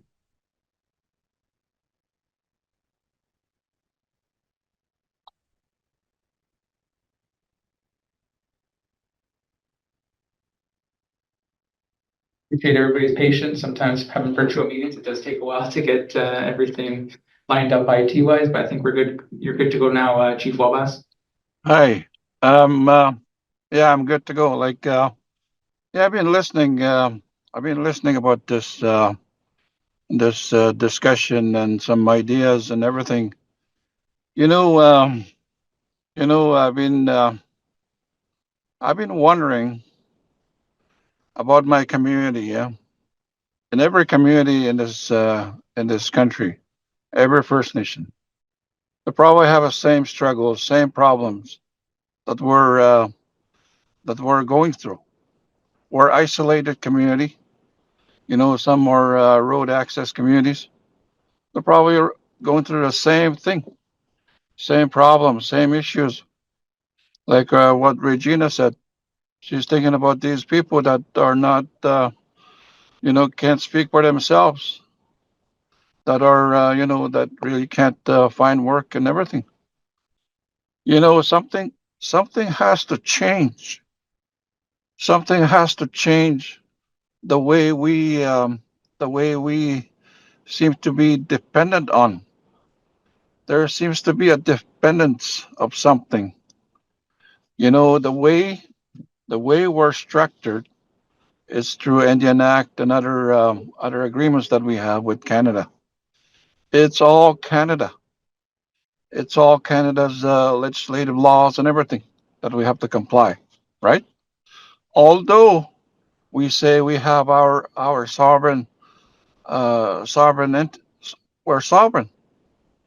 but at the same time we're regulated under Indian Act or any other agreement that with Canada. So and still we're underfunded, and still, we don't have the prosperity that we always talk about, that we always dream about for our people. Something is wrong with the system that we're in. Although we have this treaty with Canada or with the Crown. So for over 100 years, maybe, we've been having this treaty. And what do we get? You know, just look at our communities. We're struggling. So we need to do something to make things better for our people. Yes, we can talk about treaty rights. Yes, we can talk about Aboriginal, rights and everything. Yes, we can talk about our sovereign rights. But where's the meat? Where's the power when we say something like that? We don't have our own government. We don't have our own sovereign government. I think I think that's the missing ingredient in our sovereignty. We need rights holders, the grassroots people, to move that, the sovereign title. If we're going to create a national government, or if we're going to create a treaty-based government or a regional government based on the nations, in our case, Ojibwe Nation, Ojibwe Nations, Cree Nations government, we don't have that. We're so programmed, we're so colonized now. When I talk about what will happen if we end a treaty, and the people say no, we can't do that because we're colonized. We're programmed to always just rely on government for everything. So, so my thinking is along the lines of reclaiming our sovereignty, meaning that the way the system that we're in now has to change, and we have to do it. Like, we have to make that change. All right, thank you. Thank you, Chief. Really appreciate your words. So if we could just I know we're just wrapping up here. We only have a few minutes left, but just wanted to let if anyone of the panel members wants to respond to about, that question from Proxy Regina about kind of what can we do collectively as next steps. Kind of just in a brief response to that, just seeing if anybody wants to respond to that particular question. I think it's a really important one that's been pretty consistent in us hearing that today. Yeah, I could respond to a number of. Thank you, Andrew, and thank you to all those that spoke. And I think Grand Chief Edward John talking about the King's comments. I think perhaps a delegation to the Crown, or perhaps when he comes back to Canada, there needs to be a good contingent of our First Nations, our treaty holders, and what have you, to make him aware of the current infringements that Canada is proposing here. I think my relatives, Delgamuka stay away, the inextricable component of the economy. Many of these very important court decisions, Chilcotin, Haida, and what have you, are really important to be upheld. Certainly, I think those are very important in terms of recognition of rights, and that have been upheld by the Supreme Court of their own courts. I think Grand Chief Daibo about our own agreements. We should have our own agreements, whether it's a project. I think I would go once more, our own treaties amongst ourselves. One thing we did in the fight in my territory on Amazay Lake is that I used to be the tribal chief, vice chief for the Carrier-Secani Tribal Council, and we had a friendship treaty with the Casca to save this shared territory. They wanted to use this lake, Amazay Lake, as a tailings pond. So we came together, we agreed, and we had a shared treaty amongst ourselves, a friendship treaty. I think it's really important that the National Chiefs comes up and says this afternoon that in its current format, that no chiefs agree with this C5. Whether you're in agreement with projects or not, I think that this is a fundamental flaw of this legislation. We've got to come out strong with it. I think this is a real can opener to other legislation out there. This is a dangerous precedent-setting legislation, and we got to come out strong against it. I think once this passes, as Regina said, I think it's really important in terms of getting that we stand together.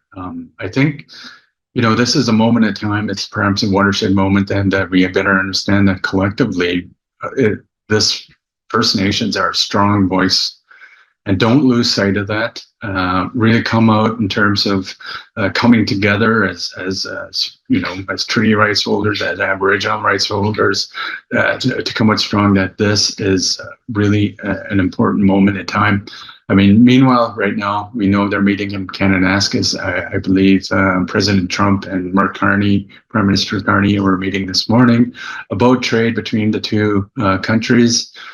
And perhaps none of this tariffs would come to fruition, or tariffs that come a lot less than what is expected. So all of this is an overreaction, an overreach of power that is really important to push back on. I think all is not lost. I think, what happened in here over the last several years in terms of British Columbia. We have been implementing DRIPA, which has been in act for the last 6 years. Recently, over the last month, there has been an agreement in terms of land use planning. They've stopped all permitting in the Northwest, and that was with an agreement with the Tlingit, the Gitnao, Nishka, Tahltan, and the Casca. So really important, talking about land use planning, talking about economic development, talking about development of the land. That's really important. More recently, last several months, is the recognition of Haida title. Really important to recognize this. And one last thing here in British Columbia, within the Declaration of Rights of Indigenous Peoples Acts, there is what is known as Section 6 and 7 agreements. There has been 3, 2 in Tahltan and 1 last week with the Chilcotin, which allows provisions for free, prior, and informed consent. Whether these First Nations have an agreement with a project within their territories, this allows that. This supersedes bills 14 and 15. So it really gives back the power to our First Nations to make decisions on major projects such as mines or what have you. And that's really important. And perhaps, this is a way forward. I think overall, nationally, we need to take control of this narrative. One of the sad parts, I suppose, one of the difficult parts about this is that we'll be portrayed as the ones that are the bad guys. We're not the bad guys. We'll be portrayed that within the public, and the public should be worried about this. This is government overreach. I think we're really bringing out the warning bells, talking about this government overreach, and really upholding what Canada agreed to with the Declaration Act. So uphold your own laws, and it's really important at this moment to work together. And I think it's really important also that we look at this as ironically, Canada is reacting to this existential crisis that is Trump. We're reacting to this existential crisis that is the government of Canada in our respective areas. And I think I'll leave it at that, Andrew, and I thank you all. Masi. Thank you, Regional Chief TG. Honorable Joy Wilson-Raybould, did you want to quickly respond to that as well?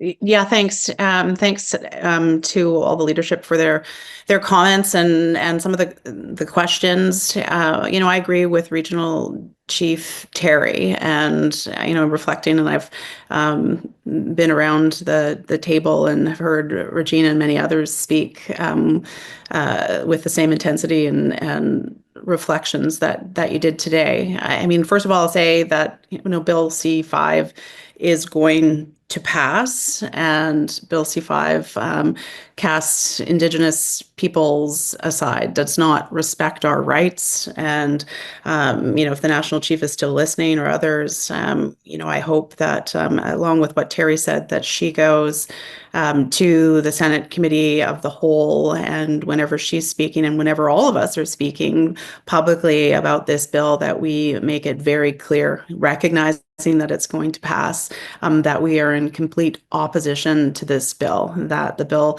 needs to be killed, that we've drawn our line in the sand, and that when the government wants to use this piece of legislation around a particular project, that there will be a cost, whether that cost is actions on the ground, action taken in the courts, and also action of us as Indigenous nations supporting one another. Yes, we're in a national unity crisis and being challenged by external factors, tariffs, and the reality of that economic cost. But we can use this moment, I believe, as a moment to solidify our efforts in supporting each other, recognizing that we're not in the same position as we were before as Indigenous nations. We do have power.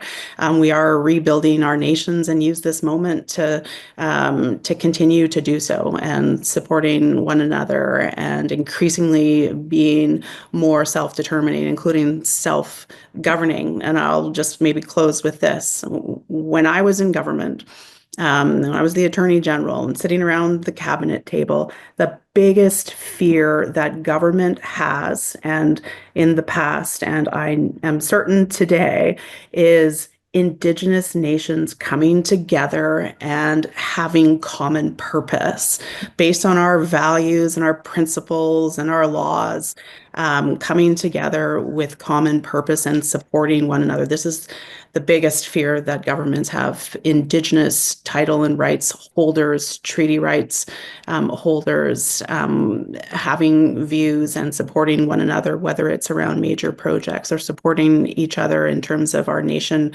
rebuilding efforts. This is the power that we have, that we're going to continue to build. And to Regina and others who are feeling frustrated or concerned or sad, I feel optimistic about this moment in time, and how collectively, with a coherent voice and ensuring that we provide those tools to all of our community members to come together to recognize the strength that we have in our land and in our peoples, and how we can move forward with our nation building efforts and rebuild our governments, and recognize that when we speak and support each other as much as possible with one voice, that other governments, crown governments, will be afraid and will have to act. So we need to kill this bill, at least draw the line in the sand, and continue to have these conversations about how we can collectively support each and every one of our nation building efforts. Thanks. Thank you for your words.